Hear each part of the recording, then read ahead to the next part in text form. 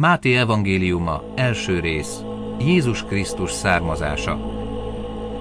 Jézus Krisztusnak, Dávid fiának, Ábrahám fiának nemzetségkönyve. Ábrahám fia volt Izsák, Izsák fia volt Jákób, Jákób fia pedig Júda és testvérei.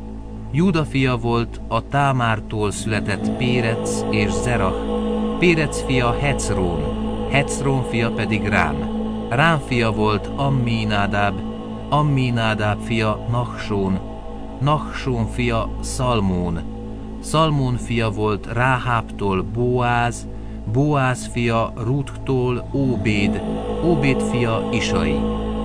Isai fia volt Dávid király, Dávid fia volt Salamon Úriás feleségétől. Salamon fia volt Roboám, Roboám fia Abijá, Abijá fia pedig Ászá.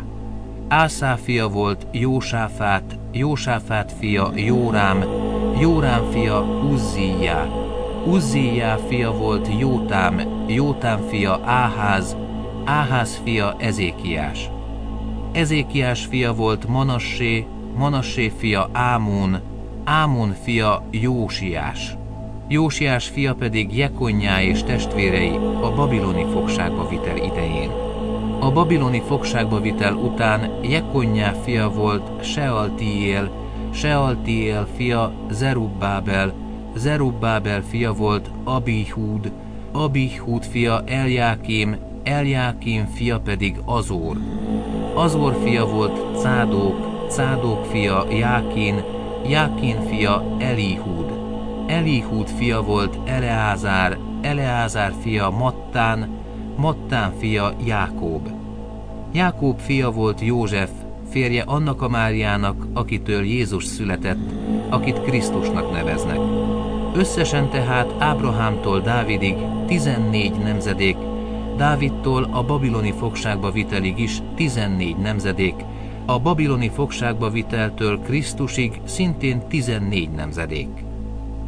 Jézus Krisztus születése. Jézus Krisztus születése pedig így történt. Mikor anyja Mária már jegyese volt Józsefnek, de még nem keltek egybe, kitűnt, hogy áldott állapotban van a Szentlélektől. Férje József, aki igaz ember volt és nem akarta őt szégyenbe hozni, elhatározta, hogy titokban elbocsátja. Amikor azonban ezt végig gondolta magában, íme az úrangyala megjelent neki álmában, és ezt mondta: József, Dávid fia, ne félj feleségül venni Máriát, mert ami benne fogant, az a Szentlélektől van. Fiút fog szülni, te pedig majd Jézusnak nevezed, mert ő fogja megszabadítani népét bűneiből. Mindez pedig azért történt, hogy beteljesedjék, amit az Úr mondott a próféta által. Íme a szűz fogam méhében, és fiút szül, és Immanuelnak nevezik majd, ami azt jelenti, velünk az Isten. József pedig, amikor felébredt álmából, úgy tett, ahogyan az Úr angyala parancsolta neki, és feleségül vette őt, de nem érintette addig, amíg meg nem szülte fiát, akit Jézusnak nevezett el. Máté evangéliuma, második rész. A napkeleti bölcsek imádják Jézust. Amikor Jézus megszületett a júdeai Betlehemben Heródes király idején, íme bölcsek érkeztek napkeletről Jeruzsálembe, és ezt kérdezték: hol van a zsidók királya, aki most született? Mert láttuk az ő csillagát napkeleten, és eljöttünk, hogy imádjuk őt. Amikor ezt Heródes király meghallotta, nyugtalanság fogta el, és vele együtt az egész Jeruzsálemet. Összehívott minden főpapot és a nép írástudóit, és megkérdezte tőlük, hol kell megszületnie a Krisztusnak. Azok ezt mondták neki: a júdeai Betlehemben, mert így írta meg a próféta: te pedig, Betlehem, Júda földje, semmiképpen sem vagy a legkisebb Júda fejedelmi városai között, mert fejedelem származik belőled, aki legeltetni fogja népemet, Izraelt. Ekkor Heródes titokban hívatta a bölcseket, és gondosan kikérdezte őket, hogy mikor jelent meg a csillag, majd elküldte őket Betlehembe, és ezt mondta: menjetek el, és kérdezősködjetek a gyermek felől, mihelyt pedig megtaláljátok, adjátok tudtomra, hogy én is elmenjek, és imádjam őt. Miután meghallgatták a királyt, elindultak, és íme a csillag, amelyet láttak napkeleten, előttük ment mindaddig, amíg odaérve meg nem állt a hely fölött, ahol a gyermek volt. Amikor ezt látták, igen nagy volt az örömük. Bementek a házba, meglátták a gyermeket anyjával, Máriával, és leborulva imádták őt. Kinyitották kincses ládáikat, és ajándékokat adtak neki, aranyat, tömjént és mirhát. Mivel azonban kijelentést kaptak álomban, hogy ne menjenek vissza Heródeshez, más úton tértek vissza hazájukba. Menekülés Egyiptomba. Miután elmentek, íme az úrangyala megjelent Józsefnek álmában, és így szólt: kelj fel, vedd a gyermeket és anyját, menekülj Egyiptomba, és maradj ott, amíg nem szólok neked, mert Heródes halálra fogja kerestetni a gyermeket. Ő pedig felkelt, vette a gyermeket és anyját még éjnek idején, és elment Egyiptomba. Ott volt Heródes haláláig, hogy beteljesedjék az, amit az Úr mondott a próféta által: Egyiptomból hívtam el a fiamat. A betlehemi gyermekek megöletése. Amikor Heródes látta, hogy a bölcsek túljártak az eszén, nagy haragra lobbant, elküldte embereit, és megöletett Betlehemben és annak egész környékén minden 2 esztendős és ennél fiatalabb fiúgyermeket ahhoz az időhöz mérten, melyet a bölcsektől megtudott. Ekkor teljesedett be az, amit Jeremiás prófétált: hang hallatszott Rámában, nagy sírás és jajgatás. Ráhel síratta gyermekeit, és nem akart megvigasztalódni, hogy már nincsenek. Visszatérés Názáretbe. Heródes halála után íme az úrangyala álomban megjelent Józsefnek Egyiptomban, és ezt mondta: kelj fel, vedd a gyermeket és anyját, és menj Izrael földjére, mert meghaltak azok, akik a gyermek életére törtek. Ő pedig felkelt, vette a gyermeket és anyját, és Izrael földjére ment. Amikor azonban meghallotta, hogy Júdeában Archelaosz uralkodik apja Heródes után, félt oda visszatérni. Miután pedig kijelentést kapott álmában, Galilea vidékére ment, és amikor odaért, egy Názáret nevű városban telepedett le, hogy beteljesedjék, amit a próféták mondtak: Názáretinek fogják őt nevezni. Máté evangéliuma, 3. rész. Keresztelő János. Azokban a napokban kezdett Keresztelő János prédikálni Júdea pusztájában: térjetek meg, mert elközelített a mennyek országa. Mert ő az, akiről Ézsaiás így profétált: kiáltó szava hangzik a pusztában: készítsétek az Úr útját, egyengessétek ösvényeit. János teveszőrruhát viselt, derekán pedig bőrövet, tápláléka sáska volt és vadméz. Akkor kiment hozzá Jeruzsálem egész Júdea és a Jordán egész környéke, és amikor megvallották bűneiket, megkeresztelte őket a Jordán folyóban. Amikor pedig látta, hogy a farizeusok és szadduceusok közül sokan jönnek, hogy megkeresztelje őket, így szólt hozzájuk: ti viperafajzatok, ki figyelmeztetett titeket, hogy meneküljetek az eljövendő harag elől? Teremjetek hát megtéréshez illő gyümölcsöt, és ne gondoljátok, hogy ezt mondhatjátok magatokban: a mi atyánk Ábrahám. Mert mondom nektek, hogy Isten ezekből a kövekből is tud fiakat támasztani Ábrahámnak. A fejszemár a fák gyökerén van, ezért minden fa, amely nem terem jó gyümölcsöt, kivágatik és tűzre vettetik. Én vízzel keresztellek titeket, hogy megtérjetek, de aki utánam jön, erősebb nálam, arra sem vagyok méltó, hogy a saruját vigyem. Ő majd Szentlélekkel és tűzzel keresztel titeket. Kezében szórólapát lesz, és megtisztítja szérűjét, csűrbe hordja gabonáját, a pejvát pedig megégeti oldhatatlan tűzzel. Jézus megkeresztelése. Akkor eljött Jézus Galileából a Jordán mellé Jánoshoz, hogy keresztelje meg őt. János azonban megpróbálta visszatartani őt. Nekem volna szükségem arra, hogy megkeresztelj, és te jössz hozzám? Jézus ezt válaszolta: engedj most, mert így illik minden igazságot betöltenünk. Akkor engedett neki.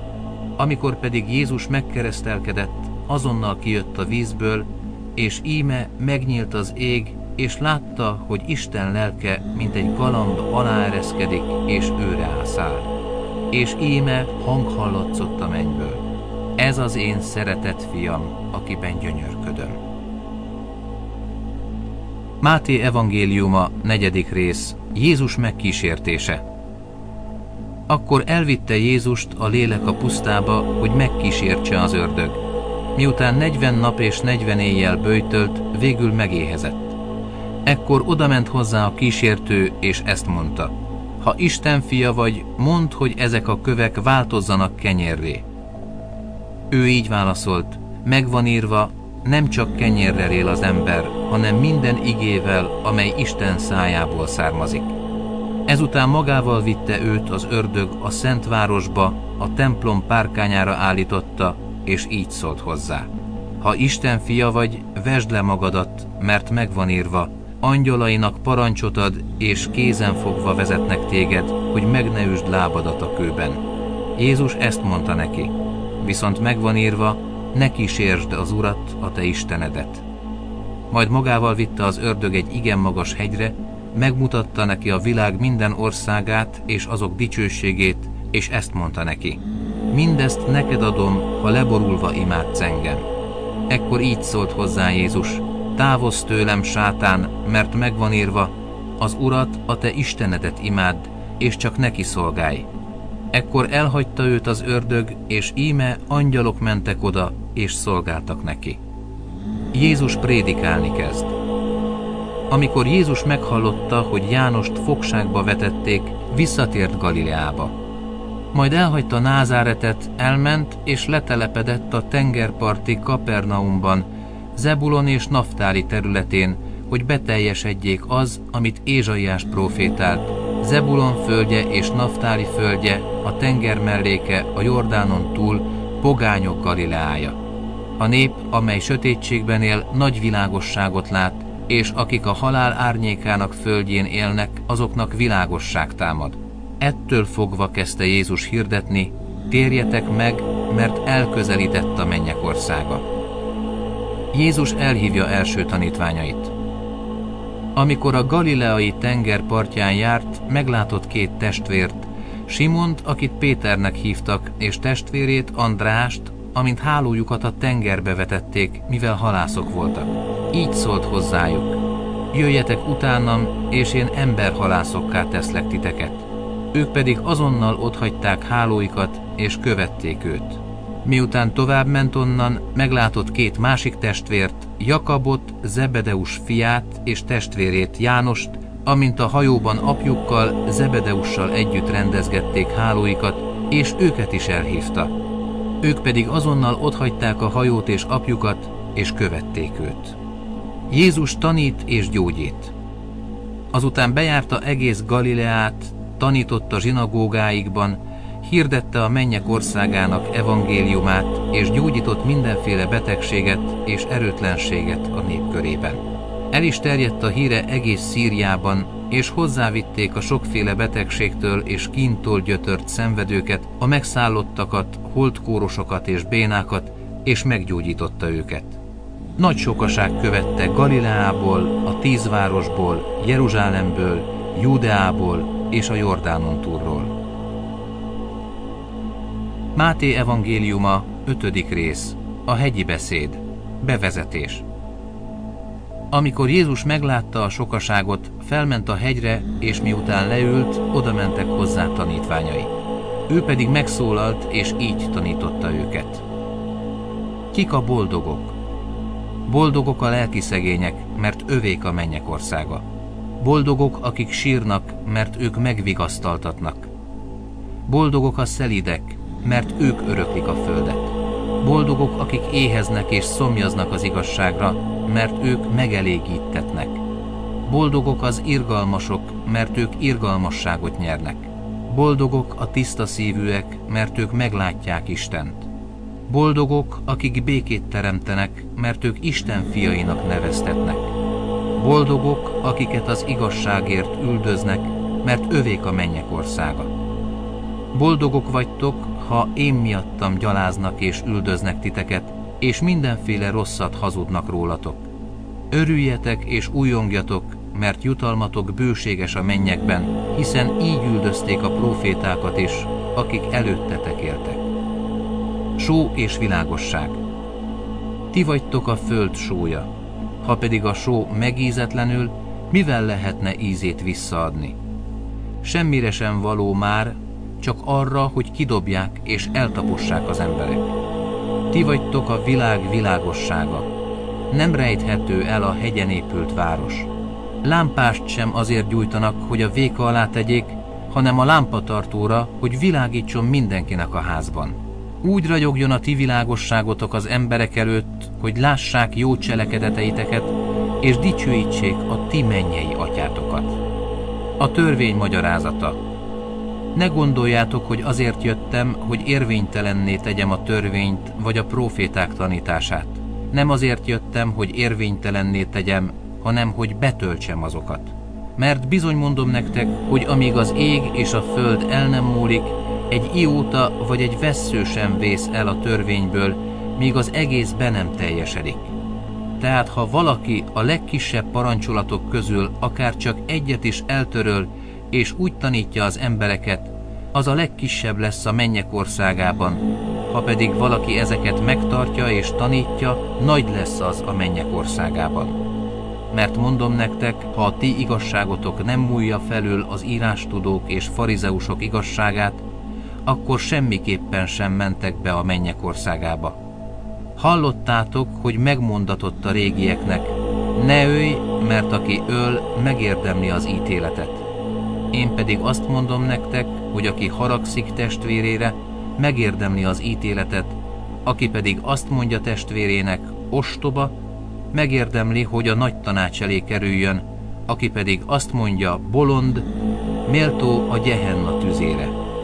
Amikor tehát áldozati ajándékodat az oltárhoz viszed, és ott eszedbe jut, hogy testvérednek valami panasza van ellened, hagyd ott ajándékodat az oltár előtt, menj el, békülj ki előbb testvéreddel, és akkor térj vissza, és vidd fel ajándékodat. Békülj meg ellenfeleddel idejében, amíg együtt vagy vele az úton, hogy át ne adjon ellenfeled a bírónak, a bíró pedig a szolgának, és börtönbe ne kerülj. Bizony mondom neked, ki nem jössz onnan, amíg meg nem adod az utolsó fillérig. Hallottátok, hogy megmondatott, ne paráználkodj. Én pedig azt mondom nektek, aki kívánsággal tekint egy asszonyra, már paráznaságot követett el vele szívében. Ha a jobb szemed visz bűnre, vájt ki és vesd el magadtól, mert jobb neked, ha egy testrészed vészel, mintha egész tested vettetik a Gehennára. Ha pedig jobb kezed visz bűnre, vágd le és vesd el magadtól, mert jobb neked, ha egy testrészed vészel, mintha egész tested vettetik a Gehennára. Megmondatott ez is, aki elbocsátja feleségét, adjon neki vállólevelet. Én pedig azt mondom nektek, hogy aki elbocsátja feleségét, paráznaság esetét kivéve, az házasságtörővé teszi őt, és aki elbocsátott asszonyt vesz feleségül, az házasságtörést követel. Hallottátok azt is, hogy megmondatott a régieknek, ne szegd meg esküdet, hanem teljesítsd az Úrnak, amit esküvel fogadtál. Én pedig azt mondom nektek, hogy egyáltalán ne esküdjetek, sem az égre, mert az Isten trónusa, sem a földre, mert az lábainak zsámolya, sem Jeruzsálemre, mert az a nagy király városa. De ne esküdj saját fejedre sem, hiszen egyetlen hajszáladat sem teheted fehérré vagy feketévé. Ellenben, ha igent mondotok, az legyen igen, ha pedig nemet, az legyen nem, minden további szó a gonosztól van. Hallottátok, hogy megmondatott, szemet szemért, fogad fogért. Én pedig azt mondom nektek, hogy ne szálljatok szembe a gonosz emberrel, hanem aki arcul üt téged jobb felől, tartsd oda annak arcod másik felét is. Ha valaki pereskedni akar veled, és el akarja venni az alsó ruhádat, engedd át neki a felsőt is.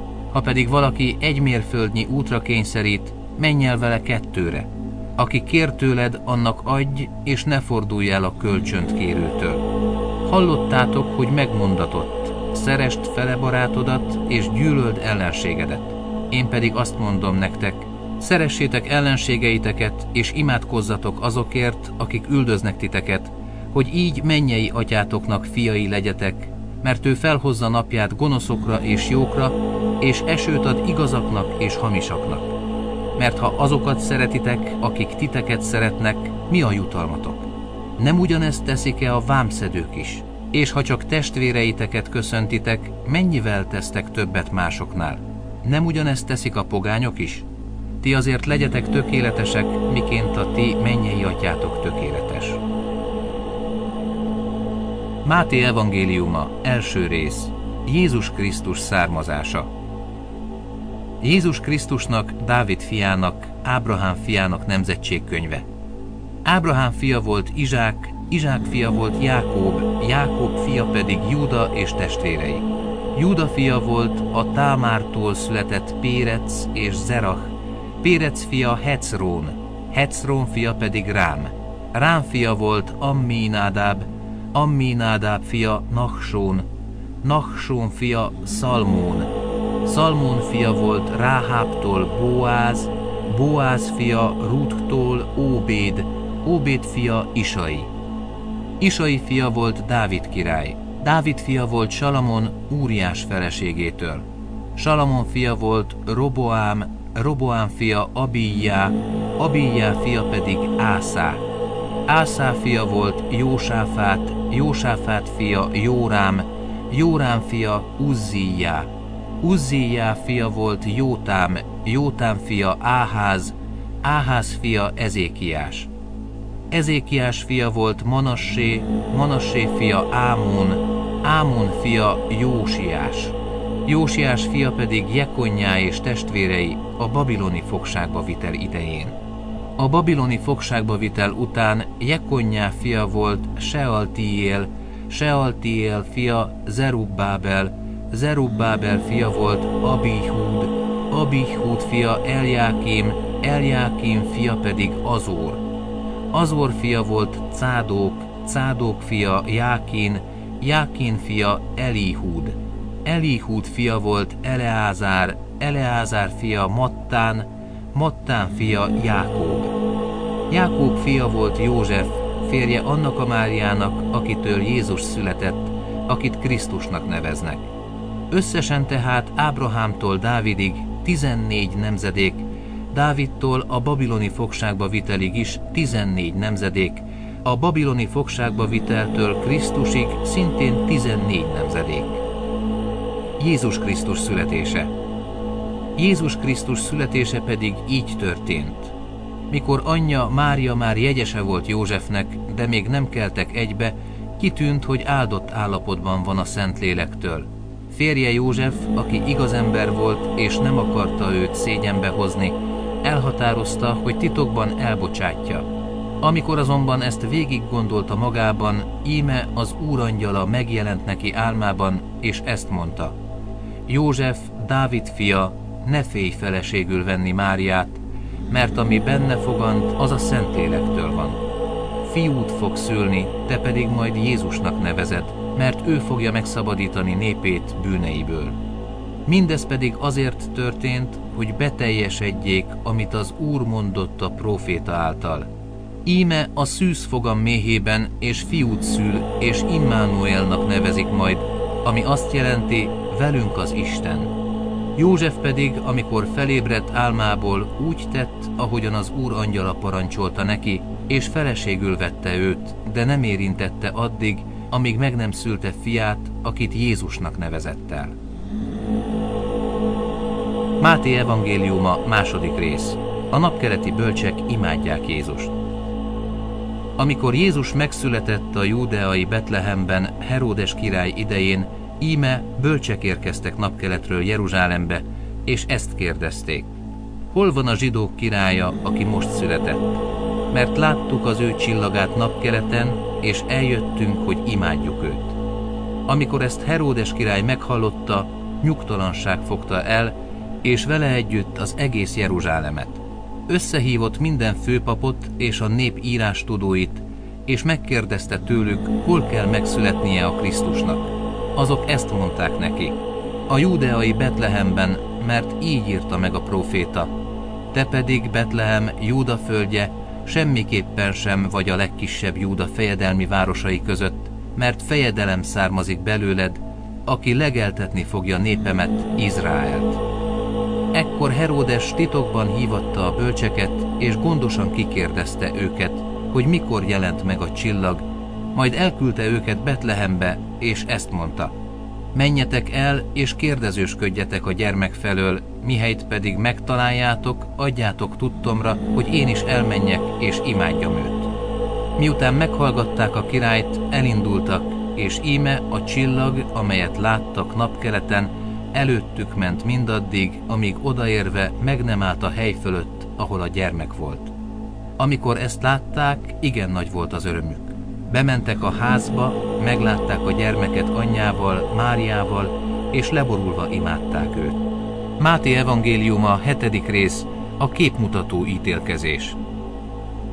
Ne ítéljetek, hogy ne ítéltessetek, mert amilyen ítélettel ítéltek, olyannal fogtok megítéltetni, és amilyen mértékkel mértek, nektek is olyannal mérnek majd.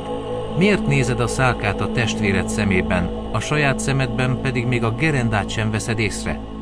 Vagy hogyan mondhatod testvérednek, hadd vegyem ki a szálkát a szemedből, miközben ott a gerenda a saját szemedben? Képmutató, vedd ki előbb saját szemedből a gerendát, és akkor majd jól fogsz látni ahhoz, hogy kivehest testvéred szeméből a szálkát. A szent dolgok megbecsülése. Ne adjátok azt, ami szent a kutyáknak, gyöngyeiteket se dobjátok a disznók elé, nehogy lábukkal megtiporják azokat, majd ellenetek fordulva széttépjenek titeket. Az imádság meghallgatása. Kérjetek, és adatik nektek, keressetek, és találtok, zörgessetek, és megnyittatik nektek. Mert aki kér, mind kap, aki keres, talál, és a zörgetőnek megnyittatik.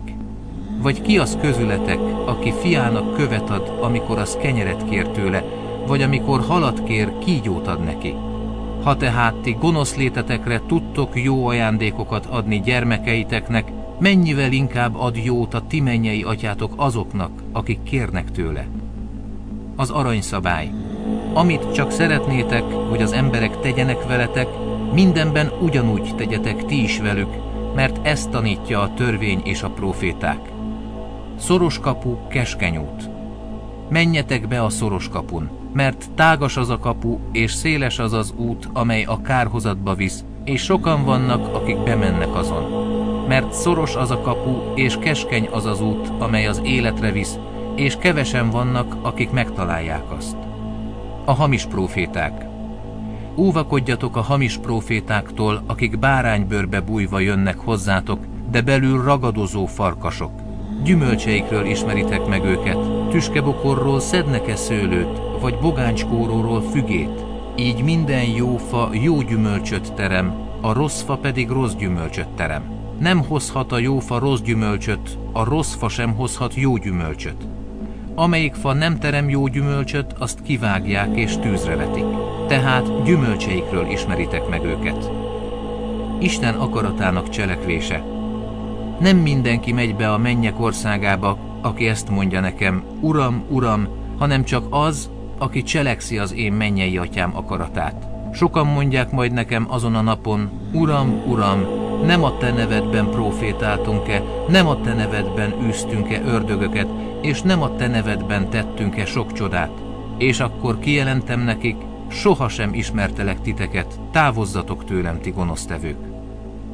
Aki kősziklára épít.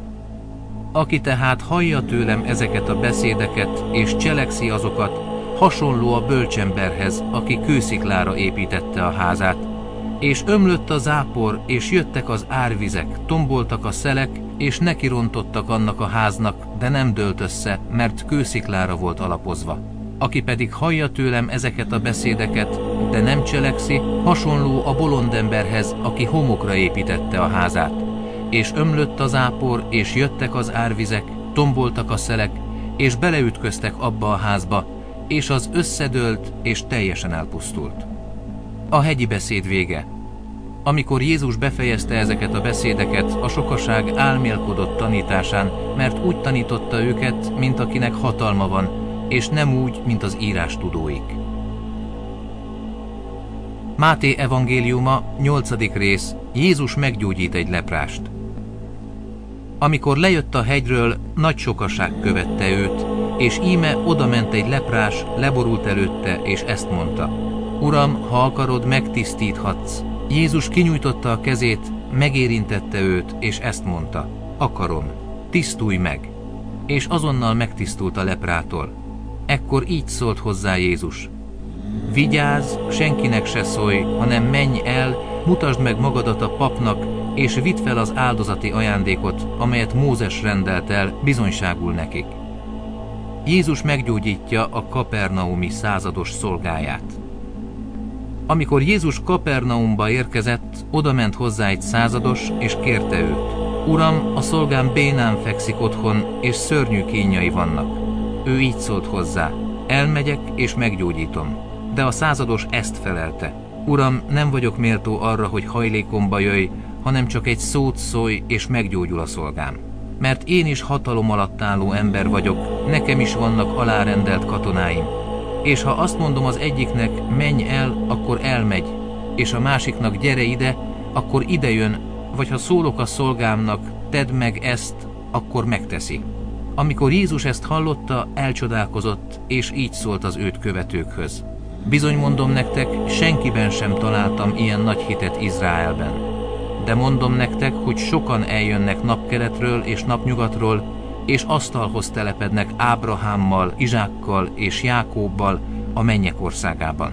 Akik pedig a mennyek országa fiainak tartják magukat, kivettetnek a külső sötétségre, ott lesz majd sírás és fogcsikorgatás.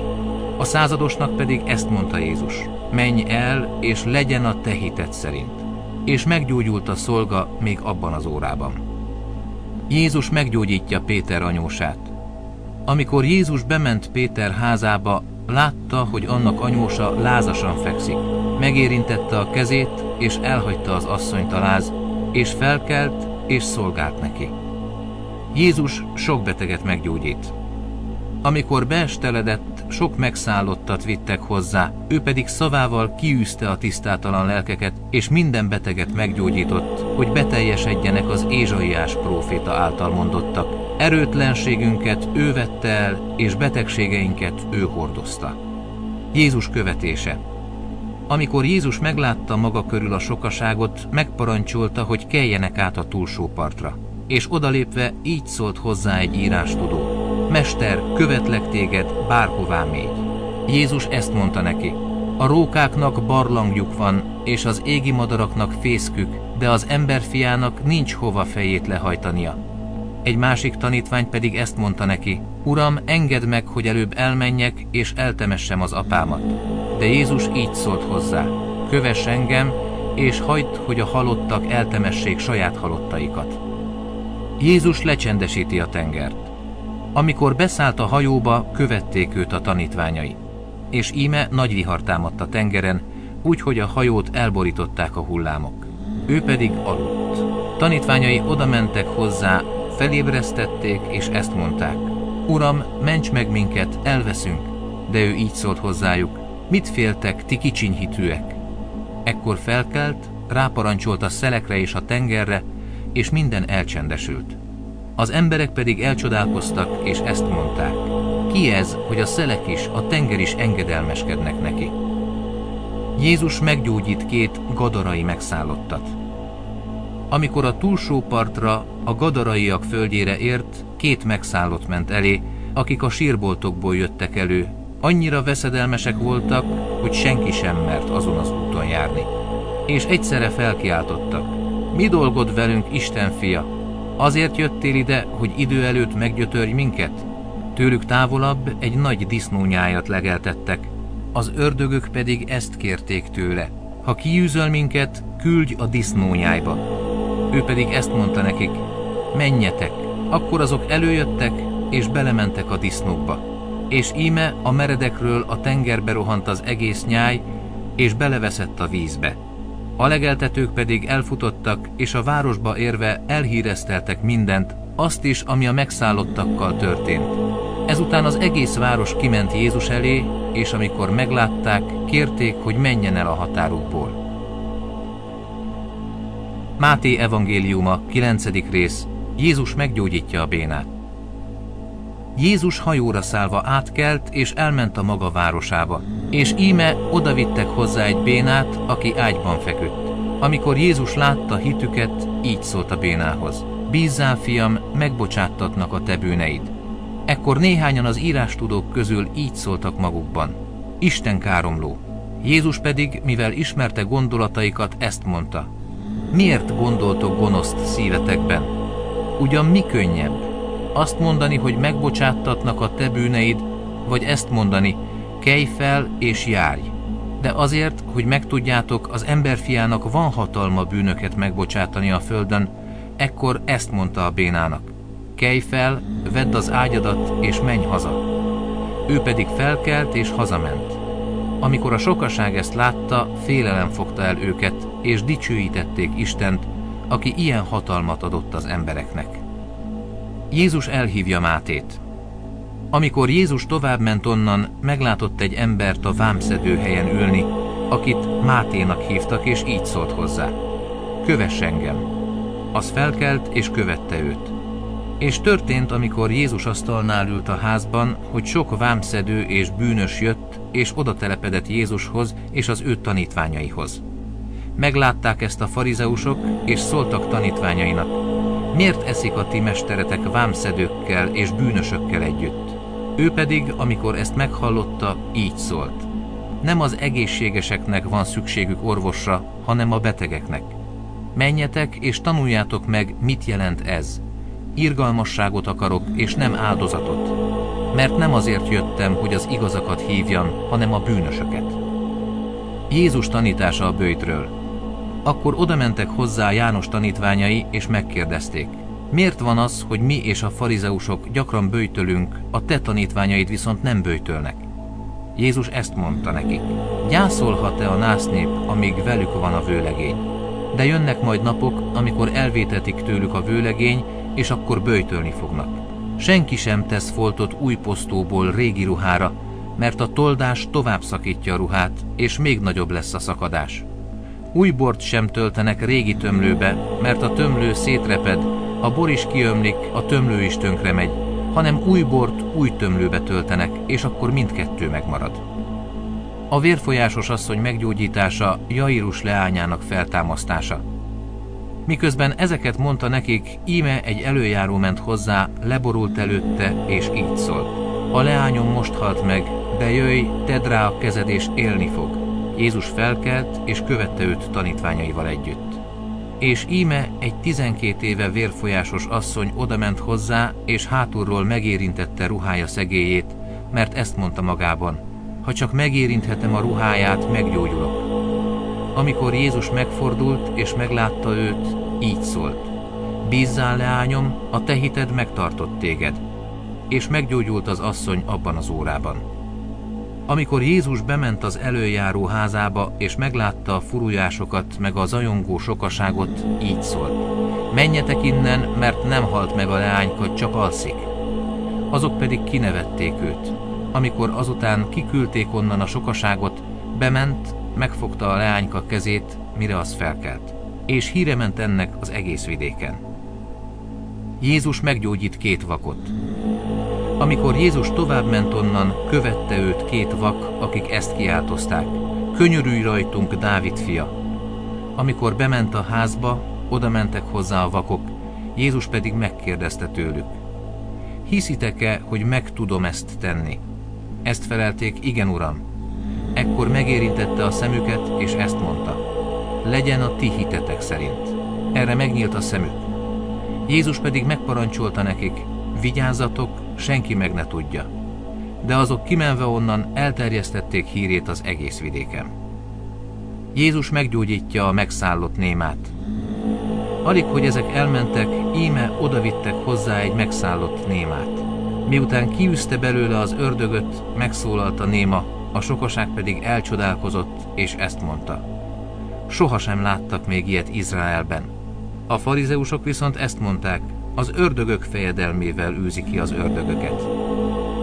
Az aratnivaló sok, a munkás kevés. Jézus bejárta a városokat és a falvakat mind, tanított a zsinagógáikban, hirdette a mennyek országának evangéliumát, gyógyított mindenféle betegséget és erőtlenséget. Amikor látta a sokaságot, megszánta őket, mert elgyötörtek és elveszettek voltak, mint a juhok pásztor nélkül. Ekkor így szólt tanítványaihoz: az aratnivaló sok, de a munkás kevés. Kérjétek tehát az aratás urát, hogy küldjön munkásokat az aratásba. Máté evangéliuma, 10. rész. Jézus kiküldi 12 tanítványát. Magához hívta 12 tanítványát, és hatalmat adott nekik a tisztátalan lelkek felett, hogy kiűzzék azokat, és gyógyítsanak mindenféle betegséget és erőtlenséget. A 12 apostol neve pedig ez: az első Simon, akit Péternek hívnak, és testvére András, és Jakab, Zebedeus fia, és testvére János, Fülöp és Bertalan, Tamás és Máté a vámszedő, Jakab, Alfeus fia, és Taddeus, Simon a Kananeus, és Júdás az Iskáriótes, aki el is árulta őt. Ezt a 12-t küldte ki Jézus, megparancsolva nekik: pogányokhoz vezető útra ne térjetek, samaritánusok városába ne menjetek be, inkább menjetek Izrael házának elveszett juhaihoz. Menjetek el és hirdessétek, elközelített a mennyek országa. Gyógyítsatok betegeket, támasszatok fel halottakat, tisztítsatok meg leprásokat, űzzetek ki ördögöket. Ingyen kaptátok, ingyen adjátok. Ne vigyetek magatokkal se aranyat, se ezüstöt, se rézpénzt az övetekben, se tarisznyát az útra, se 2 felsőruhát, se sarut, se botot, mert méltó a munkás a kenyerére. Ha pedig egy városba vagy faluba mentek be, tudjátok meg, hogy ki méltó ott erre, és maradjatok annál, míg csak tovább nem mentek.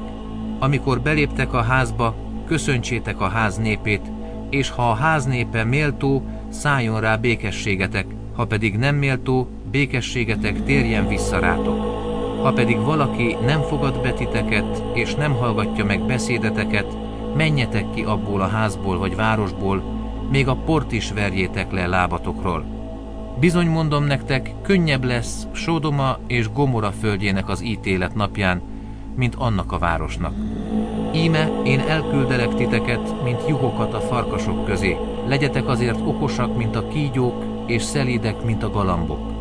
Óvakodjatok az emberektől, mert átadnak a törvényszékeknek, és megkorbácsolnak zsinagógáikban. Sőt, helytartók és királyok elé hurcolnak én miattam, tanúbizonyságul nekik és a népeknek.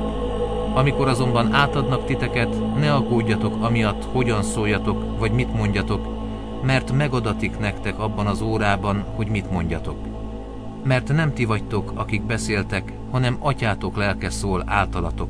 Akkor majd testvér a testvérét, apa a gyermekét adja halálra, gyermekek támadnak szüleik ellen, és megölik őket, és mindenki gyűlöl majd titeket az én nevemért, de aki mindvégig kitart, az üdvözül. Ha pedig üldöznek az egyik városban, meneküljetek a másikba. Bizony mondom nektek, még végig sem járjátok Izrael városait, mire eljön az emberfia. Nem különb a tanítvány a mesterénél, sem a szolga az ő uránál. Elég a tanítványnak, hogy olyan legyen, mint a mestere, és a szolgának, mint az ura.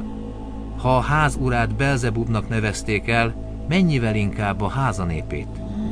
Ne féljetek hát tőlük, mert nincs olyan rejtett dolog, amely le ne lepleződnék, és olyan titok, amely ki ne tudódnék.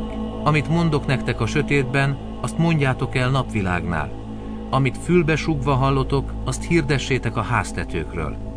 Ne féljetek azoktól, akik a testet megölik, de a lelket meg nem ölhetik. Inkább attól féljetek, aki mind a lelket, mind a testet elpusztíthatja a gyehennában. Nem úgy van, hogy 2 verebet adnak egy fillérért, de egy sem esik le közülük a földre, atyátok tudta nélkül? Nektek pedig még a hajatok szála is mind számon van tartva. Ne féljetek tehát, ti sok verébnél értékesebbek vagytok. Aki tehát vallást tesz rólam az emberek előtt, arról majd én is vallást teszek mennyei atyám előtt. Aki pedig megtagad engem az emberek előtt, azt majd én is megtagadom mennyei atyám előtt. Ne gondoljátok, hogy azért jöttem, hogy békességet hozzak a földre. Nem azért jöttem, hogy békességet hozzak, hanem hogy kardot. Azért jöttem, hogy szembeállítsam az embert apjával, a leányt anyjával, a menyet anyósával, és így az embernek ellensége lesz a háza népe. Aki jobban szereti apját vagy anyját, mint engem, az nem méltó hozzám. Aki jobban szereti fiát vagy leányát, mint engem, az nem méltó hozzám. És aki nem veszi fel keresztjét, és nem követ engem, az nem méltó hozzám. Aki megtalálja életét, az elveszti azt, aki pedig elveszti életét én értem, az megtalálja azt. Aki titeket befogad, az engem fogad be, és aki engem fogad be, az azt fogadja be, aki elküldött engem. Aki befogad egy prófétát azért, mert az próféta, prófétának járó jutalmat kap. Aki pedig egy igaz embert fogad be azért, mert az igaz, igaz embernek járó jutalmat kap. Aki pedig csak egyetlen pohár friss vizet ad inni egynek e kicsinyek közül, mert az tanítvány, bizony mondom nektek, semmiképpen sem fogja elveszteni jutalmát. Máté evangéliuma, 11. rész, Keresztelő János kérdése és Jézus válasza. Amikor Jézus elmondta parancsait a 12 tanítványnak, továbbment onnan, hogy tanítson és igét hirdessen a városokban. János pedig, amikor hallotta börtönben Krisztus cselekedeteiről, elküldte tanítványait, és megkérdezte tőle: te vagy-e az eljövendő, vagy mást várjunk? Jézus így válaszolt nekik: menjetek és mondjátok el Jánosnak, amiket hallotok és láttok. Vakok látnak és bénák járnak, leprások tisztulnak meg, és süketek hallanak, halottak támadnak fel, és szegényeknek hirdettetik az evangélium, és boldog, aki nem botránkozik meg én bennem. Amikor azok elindultak, Jézus beszélni kezdett a sokaságnak Jánosról. Miért mentetek ki a pusztába? Szélingattan átszálat látni? Ugyan miért mentetek ki? Finom ruhába öltözött embert látni? Hiszen akik finom ruhákat viselnek, azok a királyok palotáiban vannak. Ugyan miért mentetek ki? Prófétát látni? Bizony mondom nektek, még prófétánál is nagyobbat. Ő az, akiről megvan írva: íme én elküldöm előtted követemet, aki elkészíti előtted az utat. Bizony mondom nektek, az asszonytól születettek között nincs nagyobb Keresztelő Jánosnál, de aki a legkisebb a mennyek országában, nagyobb nála. Keresztelő János napjaitól mostanáig a mennyek országa erőszakot szenved, és az erőszakosok igyekeznek hatalmukba keríteni. Mert valamennyi próféta és a törvény is Jánosig prófétált. És ha el akarjátok fogadni, ő maga Illés, akinek el kellett jönnie. Akinek van füle, hallja. De mihez hasonlítsam ezt a nemzedéket? Hasonló a piacon ülő gyermekekhez, akik ezt kiáltják a többieknek: zenéltünk nektek, és nem táncoltatok, siratót mondtunk, és nem gyászoltatok. Mert eljött János, aki nem eszik, és nem is iszik, és ezt mondják, ördög van benne. Eljött az emberfia, aki eszik és iszik, és ezt mondják, íme falánk és részeges, vámszedők és bűnösök barátja. De cselekedetei által nyert igazolást a bölcsesség. Jézus kárhoztatja a meg nem térő városokat. Akkor feddeni kezdte azokat a városokat, amelyekben a legtöbb csodája történt, mert nem tértek meg. Jaj neked, Korazin! Jaj neked, Bét-saida! Mert ha Tírusban és Szidónban történtek volna azok a csodák, amelyek nálatok történtek, régen megtértek volna a zsákruhában és hamuban. Sőt, mondom nektek, Tírusnak és Szidónnak könnyebb lesz az ítélet napján, mint nektek. Te is, Kapernaum, talán az égig emelkedsz? A pokolig fogsz alászállni. Mert ha Sodomában történtek volna azok a csodák, amelyek nálad történtek, megmaradt volna a mai napig. Sőt, mondom nektek, hogy Sodoma földjének könnyebb lesz az ítélet napján, mint neked. Jézus hálaadása és hívószava. Abban az időben így szólt Jézus: magasztallak, atyám, menny és föld ura, mert elrejtetted ezeket a bölcsek és értelmesek elől, és felfedted az egyszerű embereknek. Igen, atyám, mert így láttad jónak. Az én atyám mindent átadott nekem, és senki sem ismeri a fiút, csak az atya, az atyát sem ismeri senki, csak a fiú, és az, akinek a fiú akarja kijelenteni. Jöjjetek én hozzám mindnyájan, akik megfáradtatok és megvagytok terhelve, és én megnyugvást adok nektek. Vegyétek magatokra az én igámat, és tanuljátok meg tőlem, hogy szelíd vagyok és alázatos szívű, és megnyugvást találtok lelketeknek. Mert az én igám jó, és az én terhem könnyű. Máté evangéliuma 12. rész, halásztépés szombaton. Abban az időben Jézus gabonaföldeken ment át szombaton, tanítványai pedig megéheztek, és kalászokat szakítottak le, és azt tették. Amikor ezt meglátták a farizeusok, szóltak neki: íme tanítványaid olyat tesznek, amit szombaton nem szabad. Ő pedig ezt válaszolta nekik: nem olvastátok, hogy mit tett Dávid, amikor kísérőivel együtt megéhezett? Bement az Isten házába, és a szent kenyereket ették meg, amelyeket nem lett volna szabad megennie sem neki, sem az ő kíséretének, hanem csak a papoknak. Vagy nem olvastátok a törvényben, hogy szombaton a papok a templomban megszegik a szombatot, mégsem vétkeznek? De mondom nektek, nagyobb van itt a templomnál. Ha pedig értenétek, mit jelent ez, irgalmasságot akarok, nem áldozatot, nem ítéltétek volna el azokat, akik nem vétkeztek.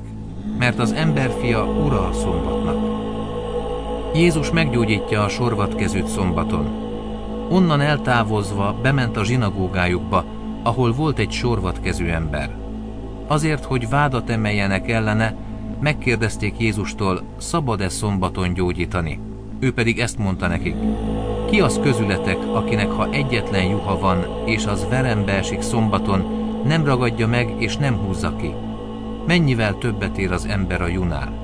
Szabad tehát jót tenni szombaton. Ekkor így szólt ahhoz az emberhez: nyújtsd ki a kezedet. Ő kinyújtotta, és az ujjra olyan egészséges lett, mint a másik. A farizeusok pedig kimentek, és elhatározták, hogy végeznek vele. Mivel Jézus tudta ezt, eltávozott onnan. És sokan követték őt, ő pedig meggyógyította mindnyájukat, és megparancsolta nekik, hogy ne fedjék fel, kicsoda ő, hogy beteljesedjék, amit Ézsaiás prófétált. Íme az én szolgám, akit kiválasztottam, akit én szeretek, akiben gyönyörködöm. Lelkemet adom neki, és ítéletet hirdet a népeknek. Nem szít viszályt, és nem lármáz, senki sem hallja hangját az utcákon. Megrepett nátszálat nem tör el, és füstölgő mécsest nem old ki, míg győzelemre nem viszi az ítéletet, és az ő nevében reménykednek majd a népek. Jézust Belzebub szövetségesének mondják. Akkor odavittek hozzá egy vak és néma megszállottat, és ő meggyógyította, úgyhogy a néma beszélt és látott. És az egész sokaság megdöbbenve kérdezte: csak nem ő a Dávid fia? A farizeusok pedig, akik ezt hallották, így szóltak: ez nem űzheti ki az ördögöket másként, csak Belzebubbal, az ördögök fejedelmével. Ő pedig ismerve gondolataikat ezt mondta nekik: minden ország, amely meghasonlik önmagával, elpusztul, és egyetlen város vagy ház sem maradhat fenn, amely meghasonlik önmagával. Ha pedig a sátán tűzi ki, akkor meghasonlott önmagával, hogyan maradhat fenn így az országa? És ha én Belzebubbal űzöm ki az ördögöket, a ti fiaitok kivel űzik ki? Ezért ők lesznek a ti bíráitok. Ha viszont én Isten lelkével űzöm ki az ördögöket, akkor bizony elérkezett hozzátok az Isten országa. Vagy hogyan mehetne be valaki egy erős ember házába, és hogyan rabolhatná el annak javait, ha előbb meg nem kötözi azt az erős embert? Akkor kirabolhatja a házát. Aki nincs velem, az ellenem van, és aki nem velem gyűjt, az tékozol. Ezért mondom nektek, minden bűn és káromlás megbocsáttatik majd az embereknek, de a lélek káromlása nem bocsáttatik meg. Aki az emberfia ellen szól valamit, annak megbocsáttatik, de aki a Szentlélek ellen szól, annak nem bocsáttatik meg sem ebben a világban, sem az eljövendőben. Ha jó a fa, jó a gyümölcse is, ha rossz a fa, rossz a gyümölcse is. Mert gyümölcséről lehet megismerni a fát. Ti viperafajzatok, hogyan szólhatnátok jót gonosz létetekre? Mert amivel csordultig van a szív, azt szólja a száj. A jó ember jó kincseiből jót hoz elő, a gonosz ember gonosz kincseiből gonoszt hoz elő. De mondom nektek, hogy minden haszontalan szóról, amelyet kimondanak az emberek, számot fognak adni az ítélet napján, mert szavaid alapján ítéltetsz majd igaznak, és szavaid alapján ítéltetsz majd bűnösnek. Jézustól jelt kívánnak. Akkor újra megszólította őt néhány írástudó és farizeus. Mester, jelt akarunk látni tőled. Ő pedig így válaszolt nekik. Ez a gonosz és parázna nemzedék jelt követel, de nem adatik neki más jel, csak Jónás próféta jele. Mert ahogyan Jónás 3 nap és 3 éjjel volt a halgyomrában, úgy lesz az emberfia is a föld belsejében 3 nap és 3 éjjel. Ninive lakói feltámadnak majd az ítéletkor ezzel a nemzedékkel együtt, és elítélik ezt a nemzedéket, mert ők megtértek Jónás prédikálására, de íme nagyobb van itt Jónásnál. Dél királynője feltámad majd az ítéletkor ezzel a nemzedékkel együtt, és elítéli ezt a nemzedéket, mert ő a föld végső határáról is eljött, hogy meghallgassa Salamon bölcsességét, de íme nagyobb van itt Salamonnál. Amikor a tisztátalan lélek kimegy az emberből, víz nélküli helyeken bolyong, nyugalmat keres, de nem talál. Akkor így szól: visszatérek házamba, ahonnan kijöttem. Amikor odaér, üresen, kiseperve és felékesítve találja azt. Akkor elmegy, maga mellé vesz másik 7 lelket, még magánál is gonoszabbakat, és bemenve megtelepednek ott, és végül ennek az embernek az állapota rosszabb lesz, mint azelőtt volt. Ez történik majd ezzel a gonosz nemzedékkel is. Jézus igazi rokonai. Még beszélt Jézus a sokasághoz, amikor íme anyja és testvérei megálltak odakint, mert beszélni akartak vele. Valaki szólt neki: íme anyád és testvéreid odakint állnak, és beszélni akarnak veled. Ő azonban így felelt annak, aki szólt neki: ki az én anyám, és kik az én testvéreim? Erre kinyújtotta kezét tanítványai felé, és így szólt: íme az én anyám és az én testvéreim. Mert aki cselekszi az én mennyei atyám akaratát, az az én testvérem és az én anyám. Máté evangéliuma, 13. rész, a magvető. Azon a napon kiment Jézus a házból, és leült a tengerpartján, de nagy sokaság gyűlt köré, ezért hajóba szállt és leült, az egész sokaság pedig a parton állt. Azután elmondott nekik sok mindent példázatokban. Íme kiment a magvető vetni, és amint vetette a magot, néhány az útfélre esett, jöttek a madarak és felkapkodták azokat. Más magok köves helyre estek, ahol kevés volt a föld, és azonnal kihajtottak, mert nem voltak mélyen a földben, de amikor a nap felkelt, megperzselődtek, és mivel nem volt gyökerük, kiszáradtak. Más magok tövisek közé estek, és amikor a tövisek megnőttek, megfojtották azokat. A többi viszont jó földbe esett, és termést hozott. Az egyik 100 annyit, a másik 60 annyit, a harmadik 30 annyit. Akinek van füle, hallja. A tanítványok odamentek hozzá, és megkérdezték tőle: miért beszélsz nekik példázatokban? Ő így válaszolt: mert nektek megadatott, hogy ismerjétek a mennyek országának titkait, azoknak pedig nem adatott meg. Mert akinek van, annak adatik és bővelkedik, akinek pedig nincs, attól még az is elvétetik, amilyen van. Azért beszélek nekik példázatokban, mert látván nem látnak, és hallván nem hallanak, és nem értenek, és beteljesedik rajtuk Ézsaiás jövendölése. Hallván halljatok, de ne értsetek, látván lássatok, de ne ismerjetek.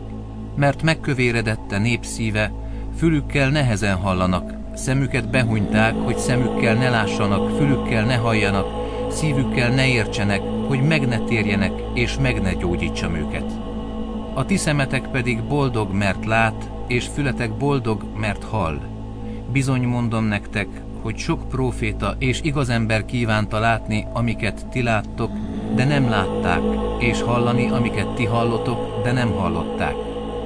Ti azért halljátok meg a magvető példázatát. Mindazokhoz, akik hallják a mennyek országának igéjét, és nem értik, eljön a gonosz, és elragadja azt, ami szívükbe van vetve, ez az útfélre esett mag. A köves talajra esett mag pedig az, aki hallja az igét, és azonnal örömmel fogadja, de valójában nincs gyökere, nem állhatatos, mihelyt nyomorúság vagy üldözés támad az ige miatt, azonnal elbukik. A tövisek közé esett mag pedig az, aki hallja az igét, de e világ gondja és a gazdagság csábítása megfojtja az igét, és terméketlen lesz. A jó földbe esett mag pedig az, aki hallja és érti az igét, és termést hoz, az egyik 100 annyit, a másik 60 annyit, a harmadik 30 annyit. A búza és a konkoly. Más példázatot is mondott nekik, hasonló a mennyek országa ahhoz az emberhez, aki jó magot vetett a szántóföldjébe. De amíg az emberek aludtak, eljött az ellensége, konkolyt vetett a búza közé és elment. Amikor a vetés szárba szökkent és kezdett kalászt hozni, látható lett a konkoly is. A szolgák ekkor odamentek a gazdához, és ezt mondták neki: Uram, te jó magot vetettél a földedbe, honnan került hát bele a konkoly? Ő pedig így felelt: Valamelyik ellenségem tette ezt.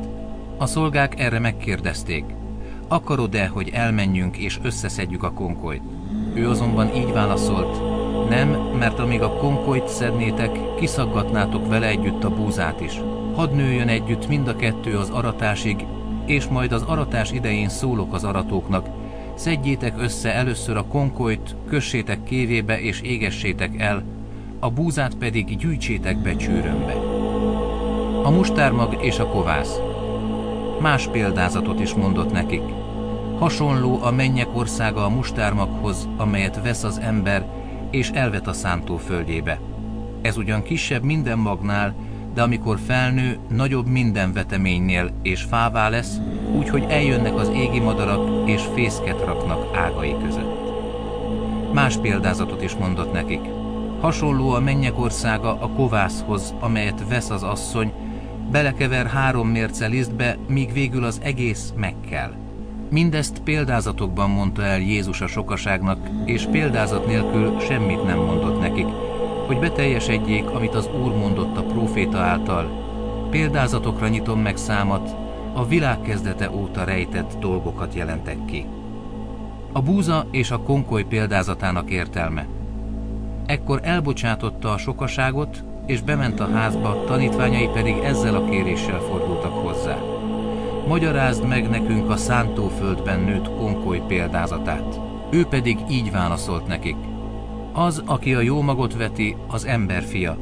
A szántóföld a világ, a jó mag a mennyek országának fiai, a konkoly a gonosz fiai, az ellenség, aki elvetette a konkolyt, az ördög, az aratás a világ vége, az aratók pedig az angyalok. Ahogyan tehát a konkolyt összegyűjtik és megégetik, úgy lesz a világ végén.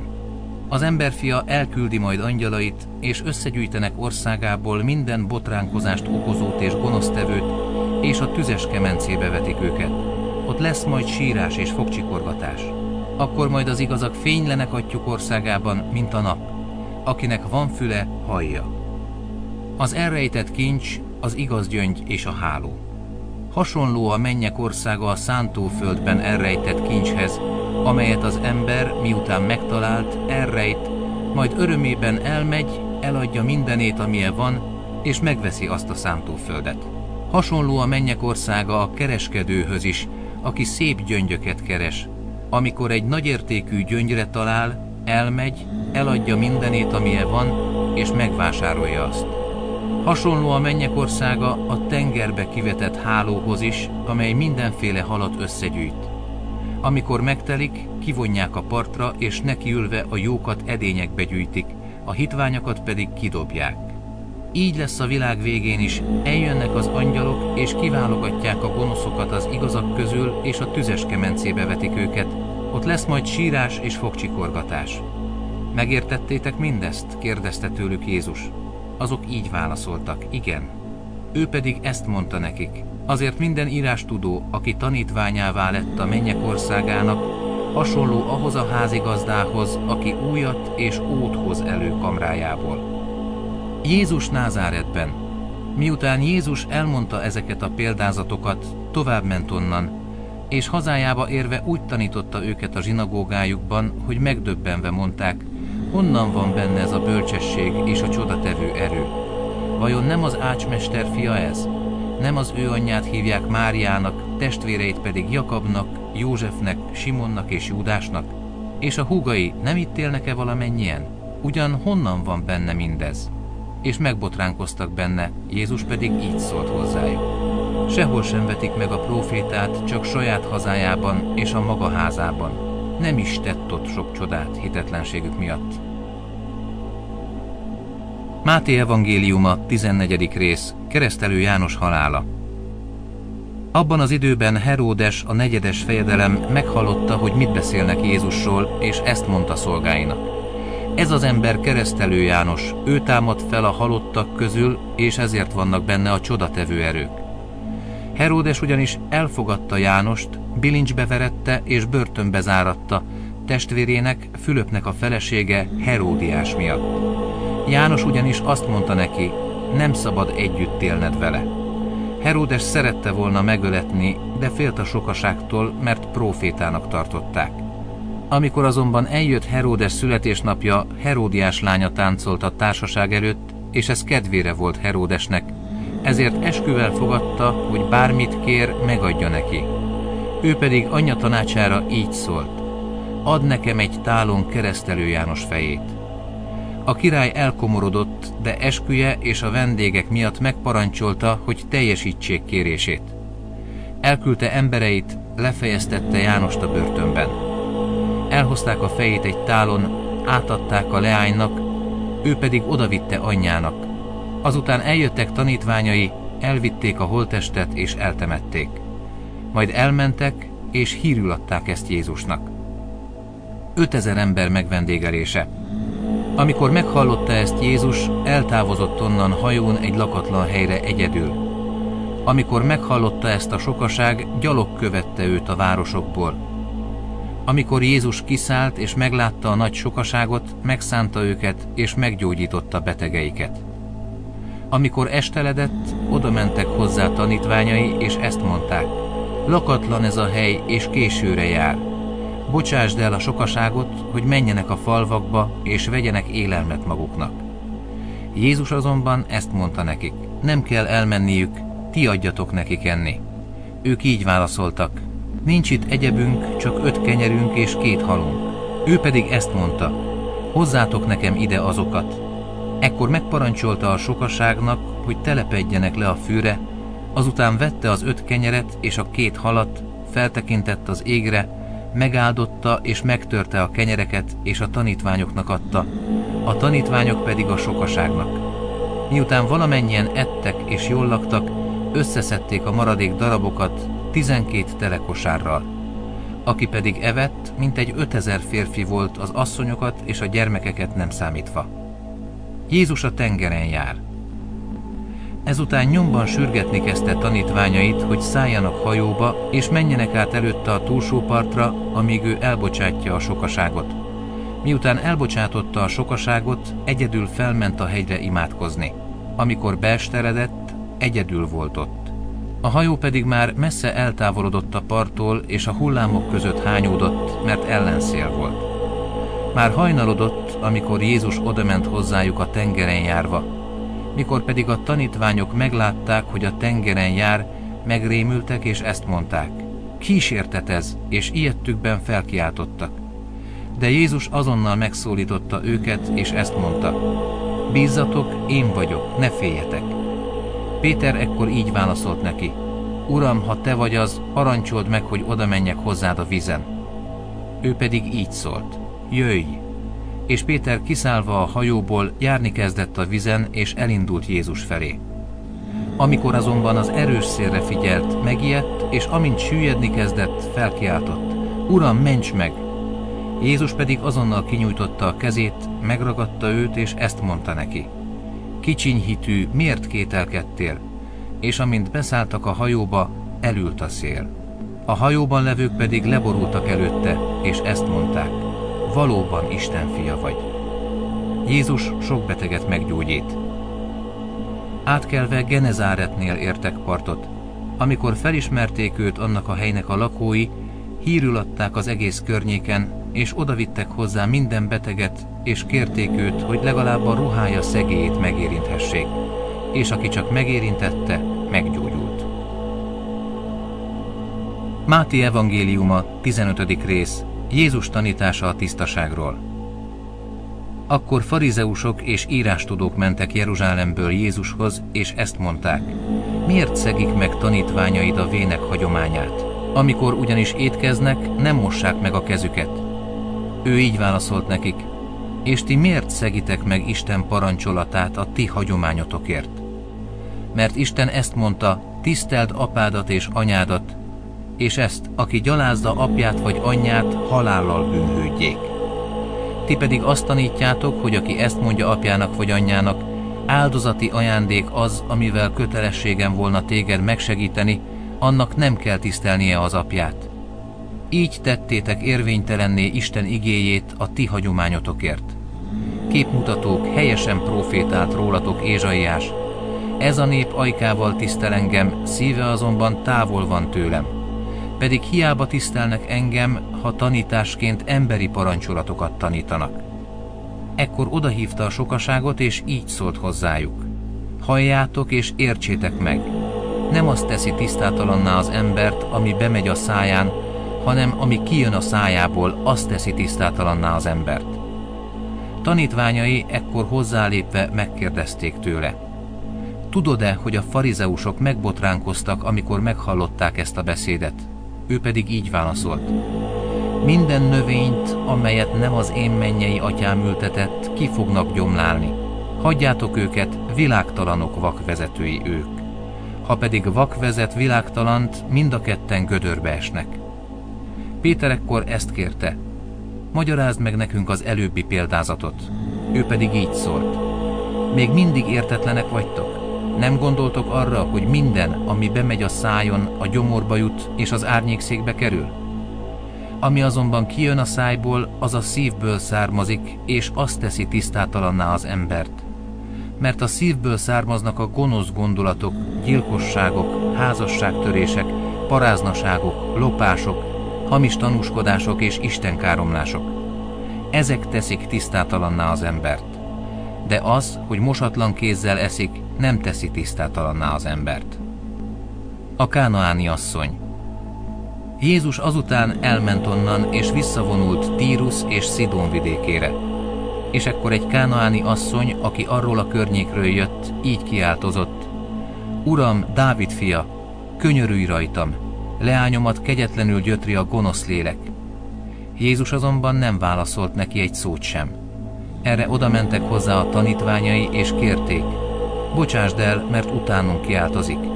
De ő így felelt: én nem küldettem máshoz, csak Izrael házának elveszett juhaihoz. Az asszony pedig odaérve leborult előtte, és ezt mondta: Uram, segíts rajtam! Jézus erre így válaszolt: nem jó elvenni a gyermekek kenyerét, és odadobni a kutyáknak.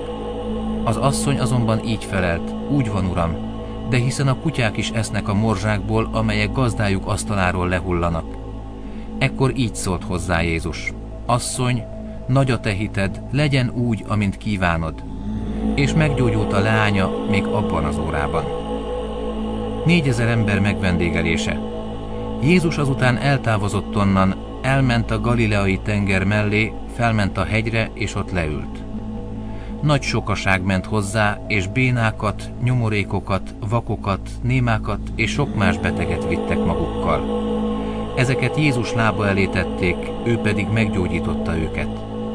A sokaság pedig csodálkozott, amikor látta, hogy a némák beszélnek, a nyomorékok egészségesek lesznek, a bénák járnak, a vakok pedig látnak, és dicsőítette Izrael Istenét. Jézus ekkor odahívta a tanítványait, és így szólt: szánakozom a sokaságon, mert már 3 napja velem vannak, és nincs mit enniük, éhesen pedig nem akarom őket elbocsátani, nehogy kidőljenek az úton. Tanítványai így válaszoltak: honnan volna itt a pusztában annyi kenyerünk, hogy jól lakassunk ekkora sokaságot? Jézus megkérdezte tőlük: hány kenyeretek van? Ők így feleltek: 7 és egy kevés halunk. Miután megparancsolta a sokaságnak, hogy telepedjenek le a földre, vette a 7 kenyeret és a halakat, hálát adva megtörte, és a tanítványoknak adta, a tanítványok pedig a sokaságnak. Mindnyájan ettek és jól laktak, azután 7 kosarat szedtek tele a maradék darabokkal. Akik pedig ettek, 4000 voltak férfiak, az asszonyokat és a gyermekeket nem számítva. Ezek után Jézus elbocsátotta a sokaságot, beszállt a hajóba, és lement Magadán vidékére. Máté evangéliuma, 16. rész. A farizeusok jelt kívánnak. A farizeusok és a szadduceusok odamentek, hogy kísértsék őt, és kérték, hogy mutasson mennyei jelt nekik.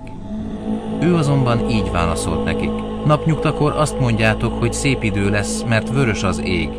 Reggel pedig, hogy ma zivatar lesz, mert vörös és borús az ég. Képmutatók. Az ég színét meg tudjátok ítélni, az idők jeleit pedig nem tudjátok? Ez a gonosz és parázna nemzedék jelt kíván, de nem adatik neki más jel, csak Jónás próféta jele. Ezzel otthagyta őket, és elment. Amikor a tanítványok átmentek a túlsó partra, elfelejtettek kenyeret vinni magukkal. Jézus így szólt hozzájuk: vigyázzatok és óvakodjatok a farizeusok és szadduceusok kovászától. Ők pedig így gondolkodtak magukban: nem is hoztunk kenyeret. Tudva ezt, Jézus így szólt hozzájuk: miért gondolkodtok magatokban azon, ti kicsinyhitűek, hogy nincs kenyeretek? Még mindig nem értitek? Nem emlékeztek az 5000 ember 5 kenyerére, és arra, hány kosárra valót szedtetek össze? A 4000 ember 7 kenyerére sem emlékeztek, és arra sem, hány kosár maradékot szedtetek össze? Miért nem értitek meg, hogy én nem kenyérről beszéltem nektek? Óvakodjatok a farizeusok és szadduceusok kovászától. Ekkor megértették, nem azt mondta, hogy a kenyér kovászától óvakodjanak, hanem a farizeusok és szadduceusok tanításától. Péter vallástétele. Amikor Jézus Cézarea Philippi vidékére ért, megkérdezte tanítványait: kinek mondják az emberek az emberfiát? Ők így válaszoltak: némelyek Keresztelő Jánosnak, mások Illésnek, megint mások pedig Jeremiásnak vagy valamelyik prófétának. Ő megkérdezte tőlük: hát ti kinek mondotok engem? Simon Péter így felelt: te vagy a Krisztus, az élő Isten fia. Jézus ezt mondta neki: boldog vagy, Simon, Jóna fia, mert nem test és vér fedte fel ezt előtted, hanem az én mennyei atyám. Én pedig ezt mondom neked: te Péter vagy, és én ezen a kősziklán építem majd fel egyházamat, és a pokol kapui sem fognak diadalmaskodni rajta. Neked adom a mennyek országának kulcsait, és amit megkötsz a földön, kötve lesz az a mennyekben is, és amit feloldasz a földön, oldva lesz az a mennyekben is. Akkor megparancsolta tanítványainak: ne mondják el senkinek, hogy ő a Krisztus. Jézus először szól nyíltan haláláról és feltámadásáról. Ettől fogva kezdett Jézus nyíltan beszélni a tanítványainak arról, hogy Jeruzsálembe kell mennie, sokat kell szenvednie a vénektől, főpapoktól és írástudóktól, meg kell öletnie, de harmadnapon fel kell támadnia. Péter ekkor félrevonta őt, és feddeni kezdte: Isten mentsen, Uram, ez nem történhet meg veled. Ő pedig megfordulva ezt mondta Péternek: távozz tőlem, sátán, kísértesz engem, mert nem Isten akaratára ügyelsz, hanem az emberekére. Jézus követése. Akkor Jézus ezt mondta tanítványainak: ha valaki én utánam akar jönni, tagadja meg magát, vegye fel a keresztjét és kövessen engem. Mert aki meg akarja menteni az életét, elveszti azt, aki pedig elveszti az életét én értem, megtalálja azt. Mert mit használ az embernek, ha az egész világot megnyeri, lelkében pedig kárt val? Vagy mit adhat az ember váltságdíjul a lelkéért? Mert eljön az emberfia az ő atyának dicsőségében angyalaival együtt, és akkor megfizet mindenkinek cselekedetei szerint. Bizony mondom nektek, hogy vannak az itt állók között némelyek, akik nem ízlelik meg a halált addig, amíg meg nem látják az emberfiát, amint eljön az ő országában. Máté evangéliuma, 17. rész. Jézus megdicsőülése. 6 nappal ezután Jézus maga mellé vette Pétert, Jakabot és testvérét Jánost, és felvitte őket külön egy magas hegyre. És szemük láttára elváltozott. Arca fény lett, mint a nap, ruhája pedig fehéren ragyogott, mint a világosság. És íme megjelent előttük Mózes és Illés, és beszélgettek Jézussal.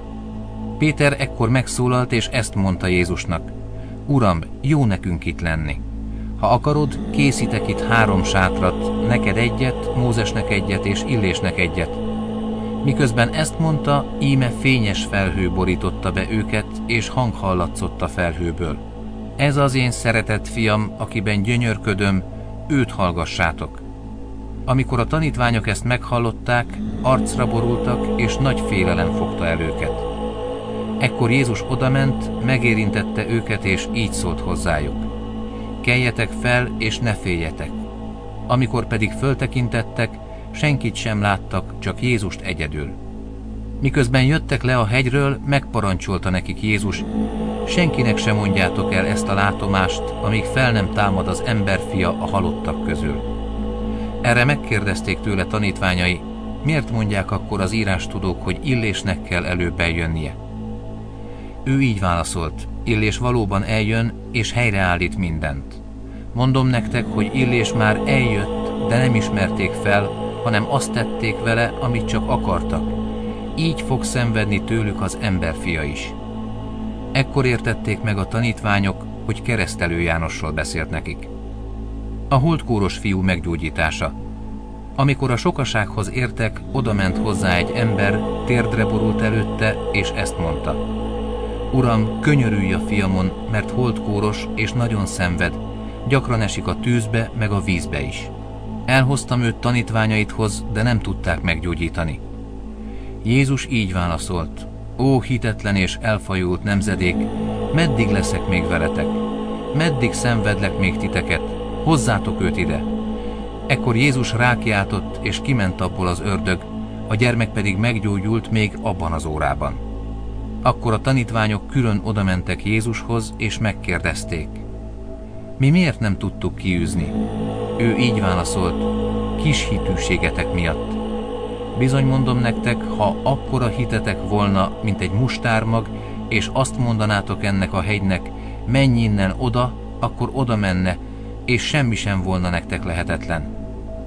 Ez a fajta pedig nem távozik el, csak imádságra és böjtölésre.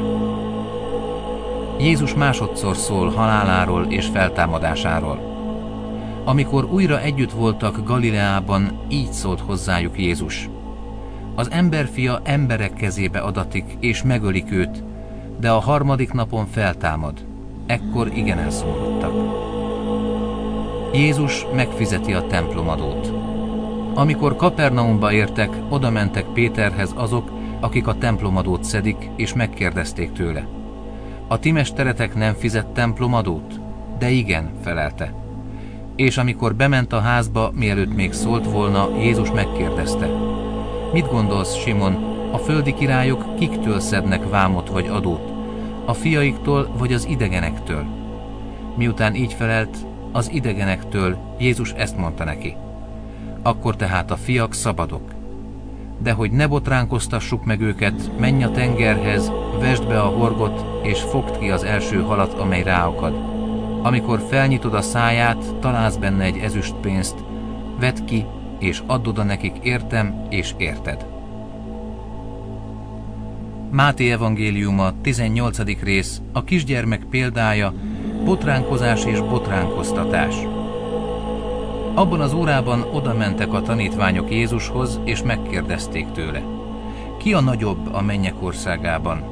Ő odahívott egy kisgyermeket, közéjük állította, és ezt mondta: bizony mondom nektek, ha meg nem tértek, és olyanok nem lesztek, mint a kisgyermekek, nem mentek be a mennyek országába. Aki tehát megalázza magát, és olyan lesz, mint ez a kisgyermek, az a nagyobb a mennyek országában. És aki befogad egy ilyen kisgyermeket az én nevemben, az engem fogad be. Aki pedig megbotránkoztat egyet e kicsinyek közül, akik hisznek bennem, jobb annak, ha malomkövet kötnek a nyakába, és a tenger mélyébe vetik.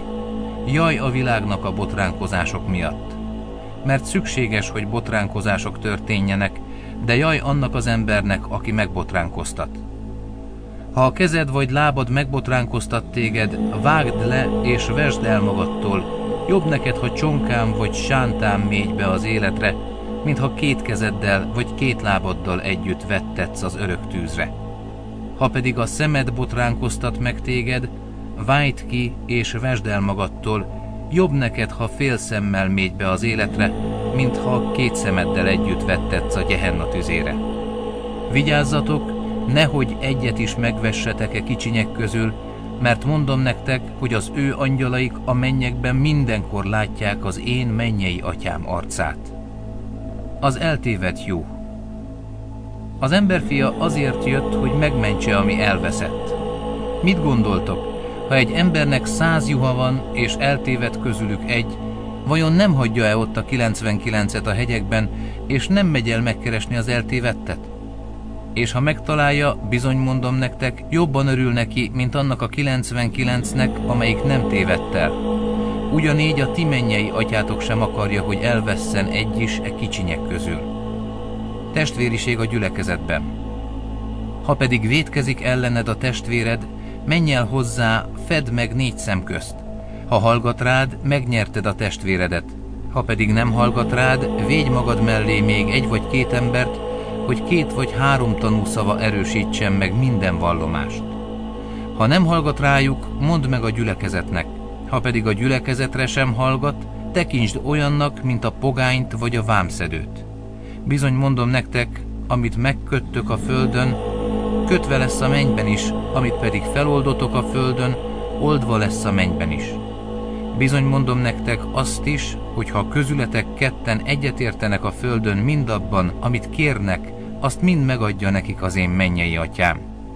Mert ahol 2 vagy 3 összegyűlnek az én nevemben, ott vagyok közöttük.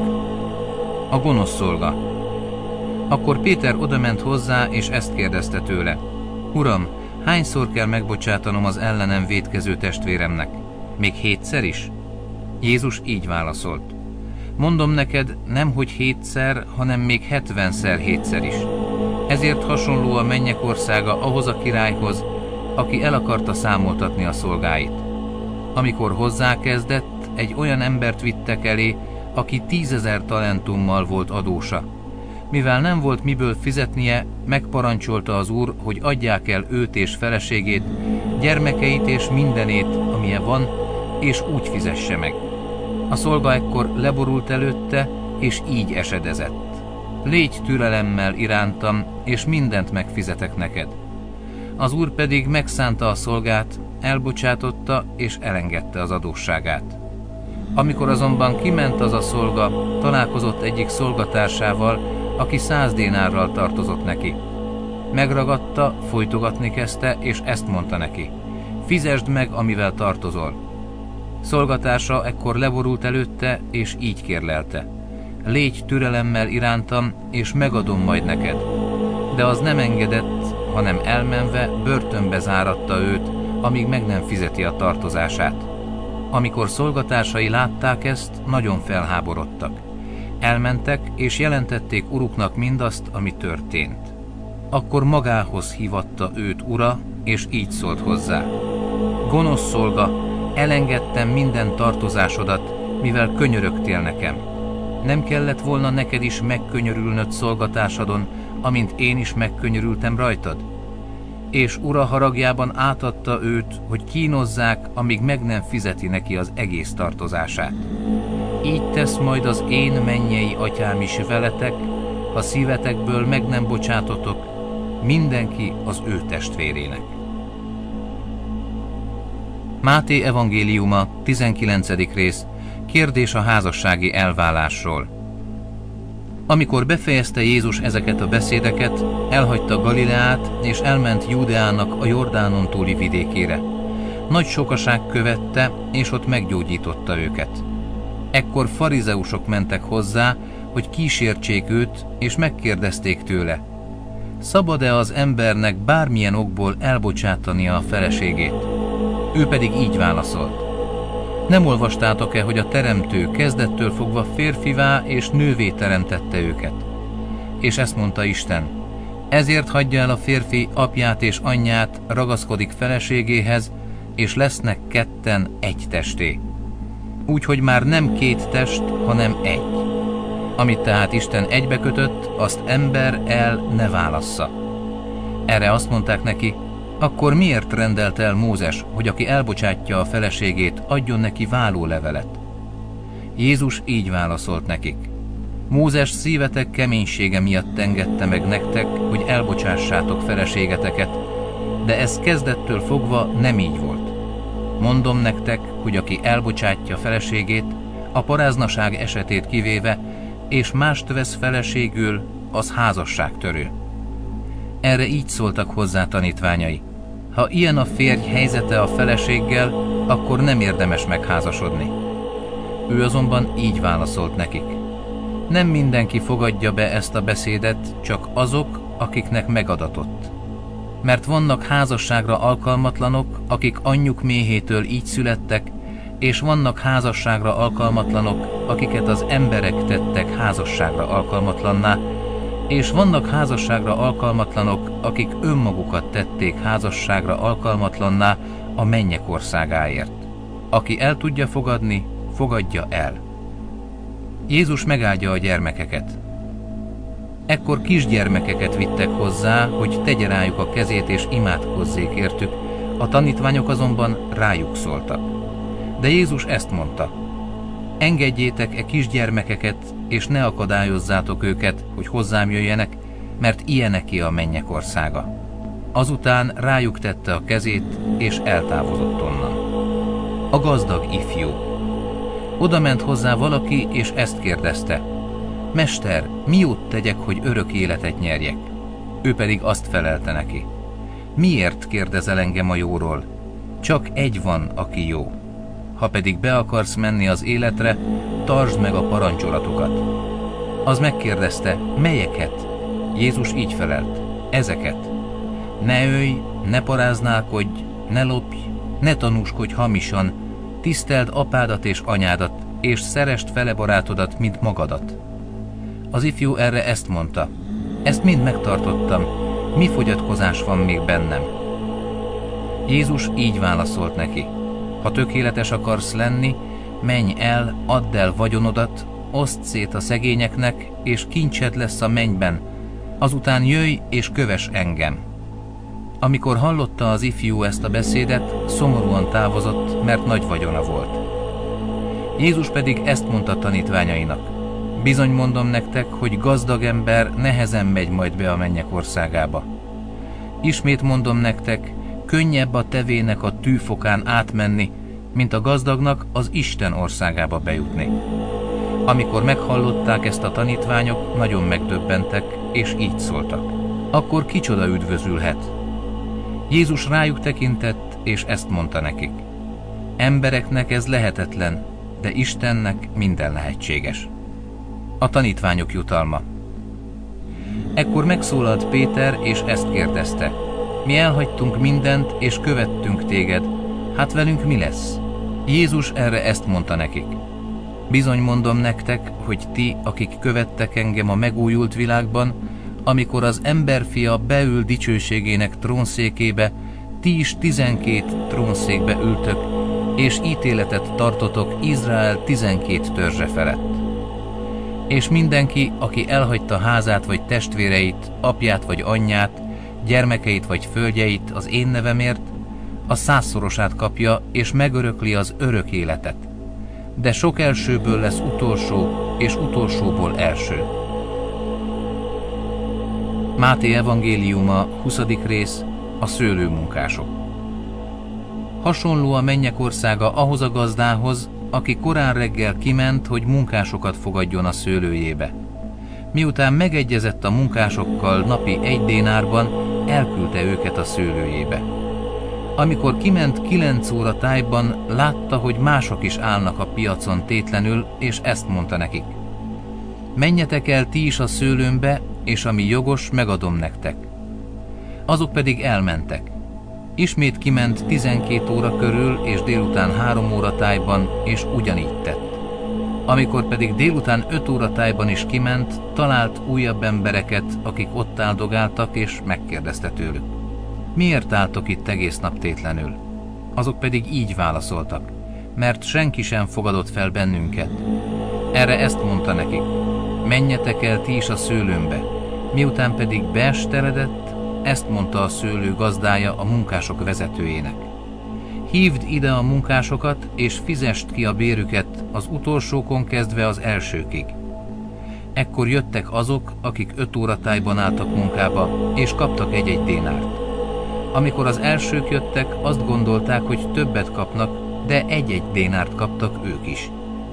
Amikor átvették, zúgolódni kezdtek a gazda ellen, és ezt mondták: ezek az utolsók egyetlen órát dolgoztak, és egyenlővé tetted őket velünk, akik az egész nap terhét hordoztuk, és szenvedtünk a hőségtől. Ő pedig egyiküknek így felelt: barátom, nem bánok veled igazságtalanul. Vajon nem egy dénárban egyeztél meg velem? Vedd, ami a tied, és menj. Én pedig az utolsónak is annyit akarok adni, mint neked. Hát nem tehetek azt a javaimmal, amit akarok? Vagy azért vagy irigy, mert én jó vagyok hozzájuk? Így lesznek az utolsókból elsők, és az elsőkből utolsók.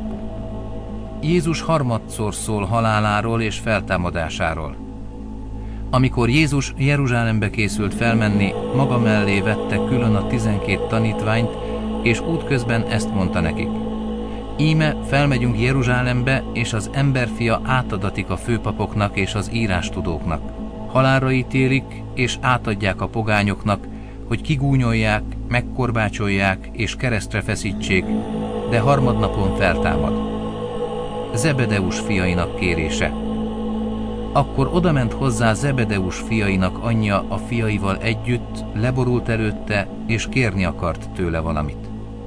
Jézus megkérdezte tőle: mit kívánsz? Ő így felelt: mondd, hogy melletted üljön az én 2 fiam a te országodban, az egyik jobb kezed, a másik bal kezed felől. Jézus így válaszolt: nem tudjátok, mit kértek. Kiihatjátok-e azt a poharat, amelyet én fogok kiinni? Ők így feleltek: kiihatjuk. Erre ő ezt mondta nekik: az én poharamat kiisszátok ugyan, de hogy kiüljön jobb és bal kezem felől, azt nem az én dolgom megadni. Azoké lesz, akiknek az én atyám elkészítette. Amikor ezt meghallotta a többi 10, megharagudott a 2 testvérre. De Jézus magához hívta őket, és ezt mondta: tudjátok, hogy a népek felett zsarnokoskodnak fejedelmeik, és vezetőik hatalmaskodnak rajtuk. De közöttetek ne így legyen, hanem aki nagyjá akar lenni közöttetek, az legyen a szolgátok, és aki közöttetek első akar lenni, az legyen a rabszolgátok.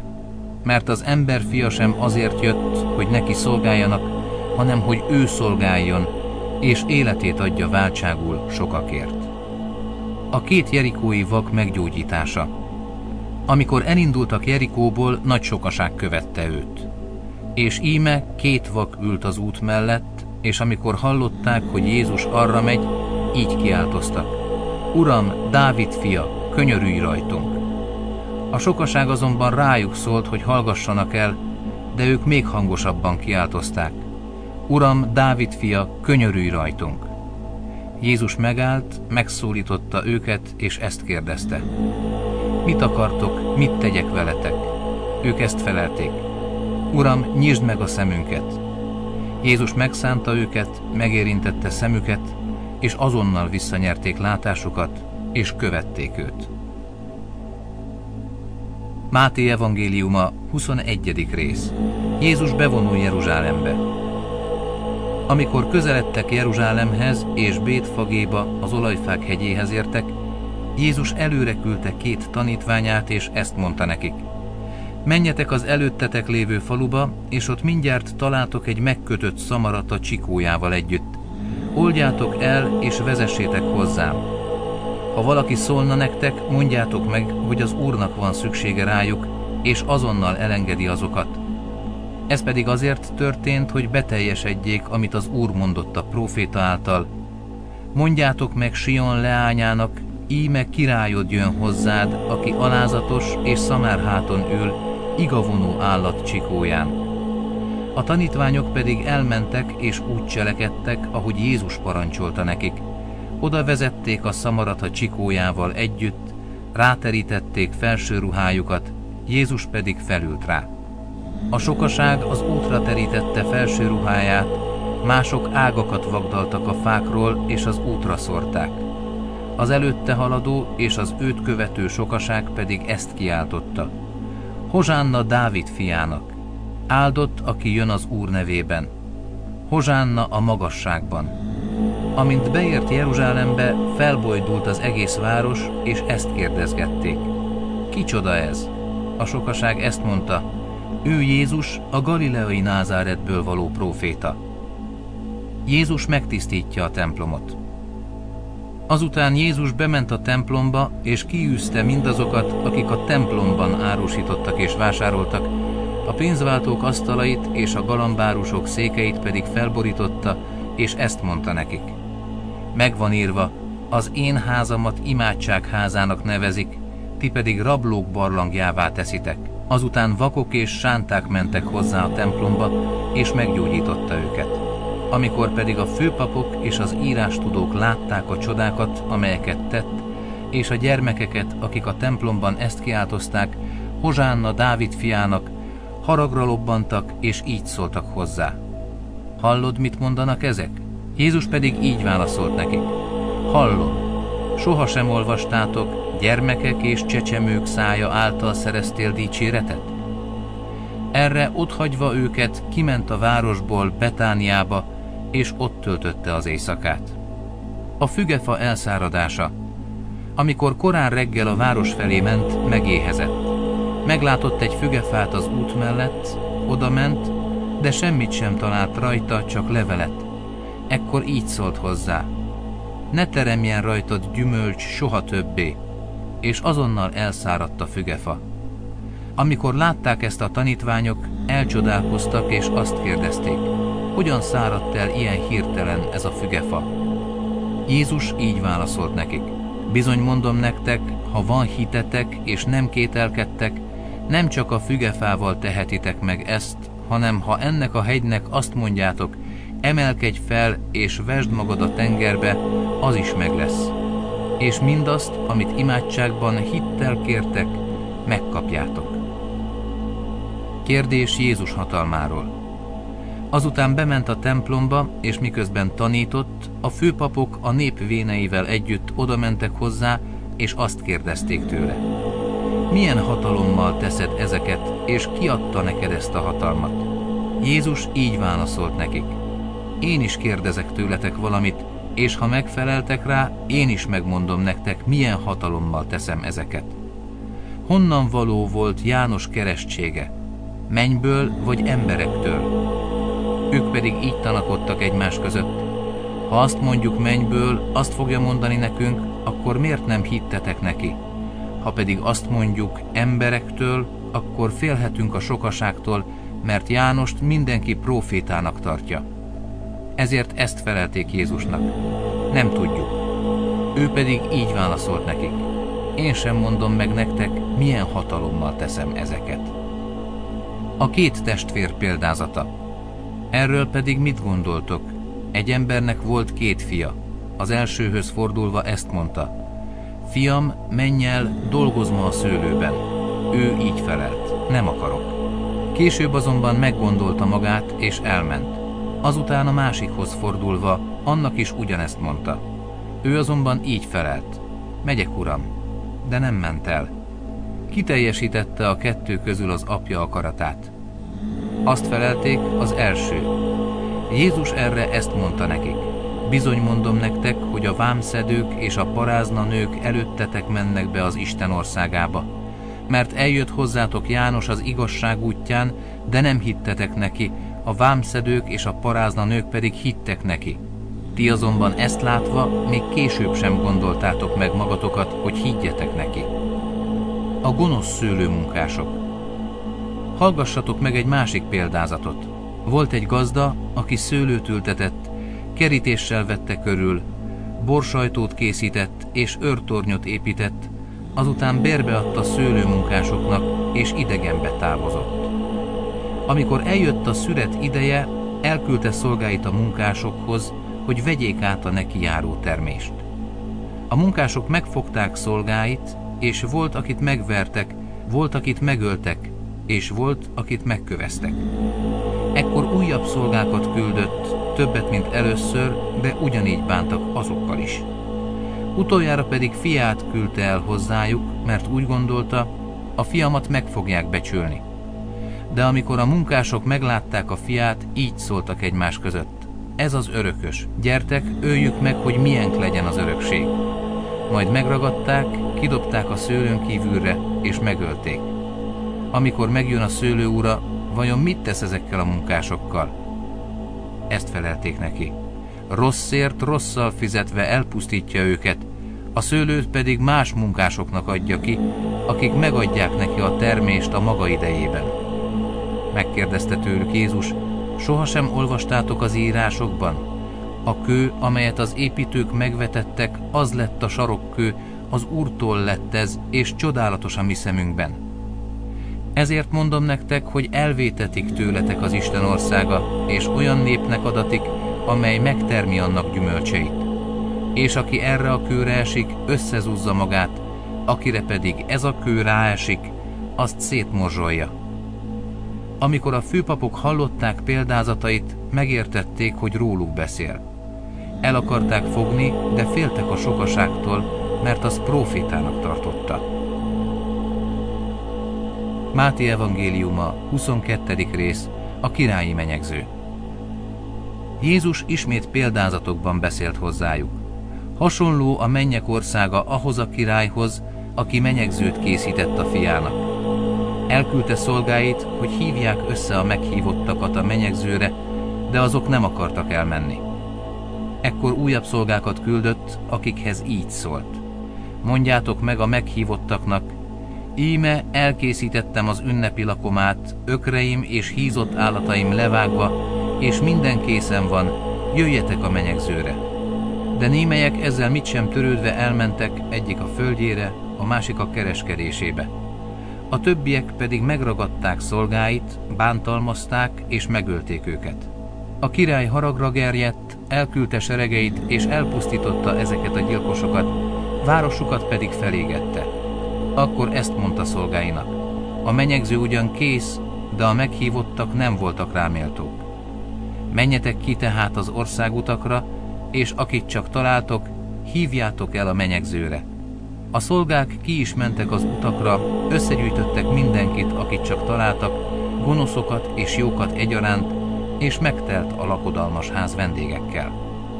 Amikor a király bement, hogy megtekintse a vendégeket, meglátott ott egy embert, aki nem volt menyegzői ruhába öltözve, és így szólt hozzá: barátom, hogyan jöhettél be ide, hiszen nincs menyegzői ruhád?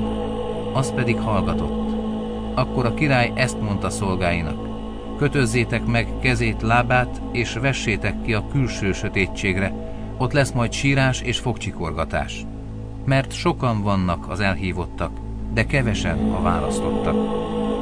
Az adópénz. Akkor a farizeusok elmentek és elhatározták, hogy egy kérdéssel fogják törbe csalni.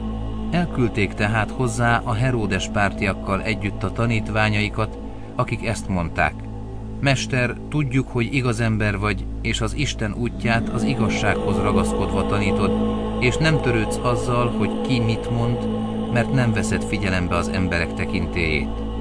Mondd meg tehát nekünk, mit gondolsz? Szabad-e adót fizetni a császárnak, vagy sem? Jézus pedig felismerve gonoszságukat így szólt: képmutatók, miért kísértetek engem? Mutassátok nekem az adópénzt. Azok pedig odavittek neki egy dénárt. Ő megkérdezte tőlük: kié ez a kép és ez a felirat? Azt felelték: a császáré.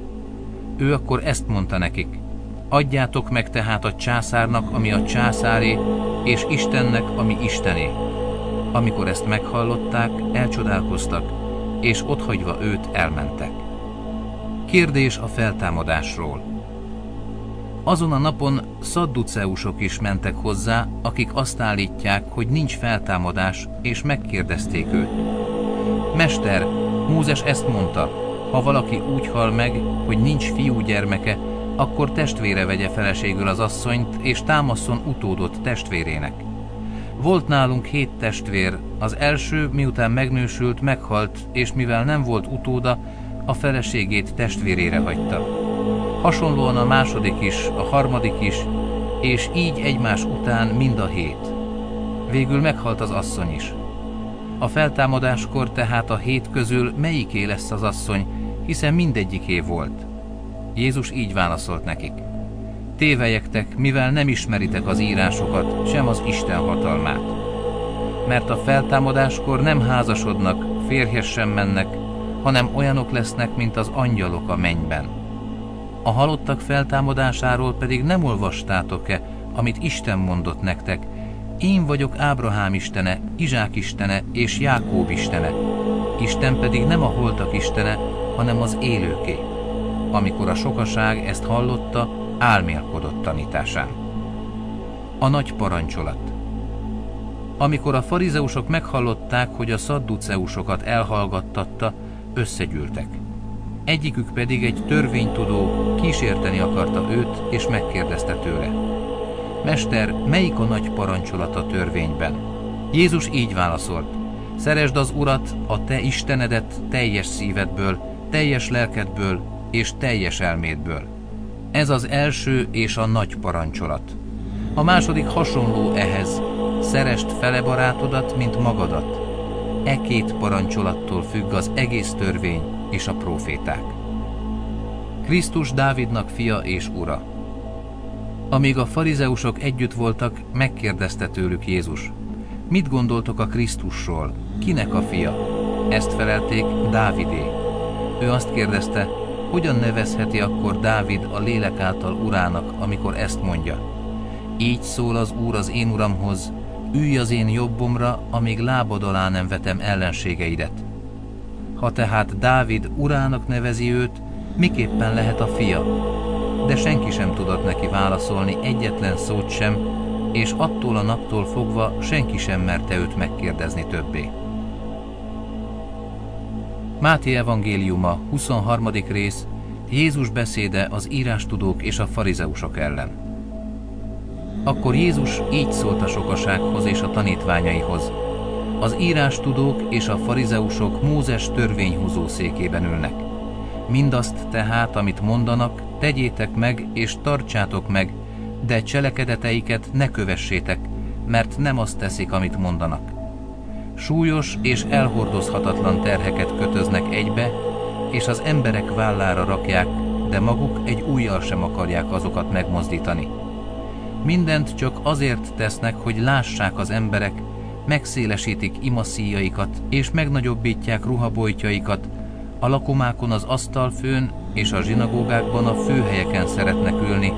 Szeretik, ha köszöntik őket a tereken, és ha mesternek szólítják őket. De ti ne hívassátok magatokat mesternek, mert egy a ti mesteretek, ti pedig mindnyájan testvérek vagytok. Atyátoknak se szólítsatok senkit a földön, mert egy a ti atyátok, aki a mennyben van. Ne hívassátok magatokat tanítóknak se, mert egy a ti tanítótok, a Krisztus. Aki pedig a legnagyobb közöttetek, az legyen szolgátok.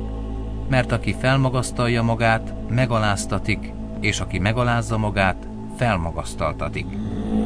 Jaj nektek, képmutató írástudók és farizeusok, mert bezárjátok a mennyek országát az emberek előtt.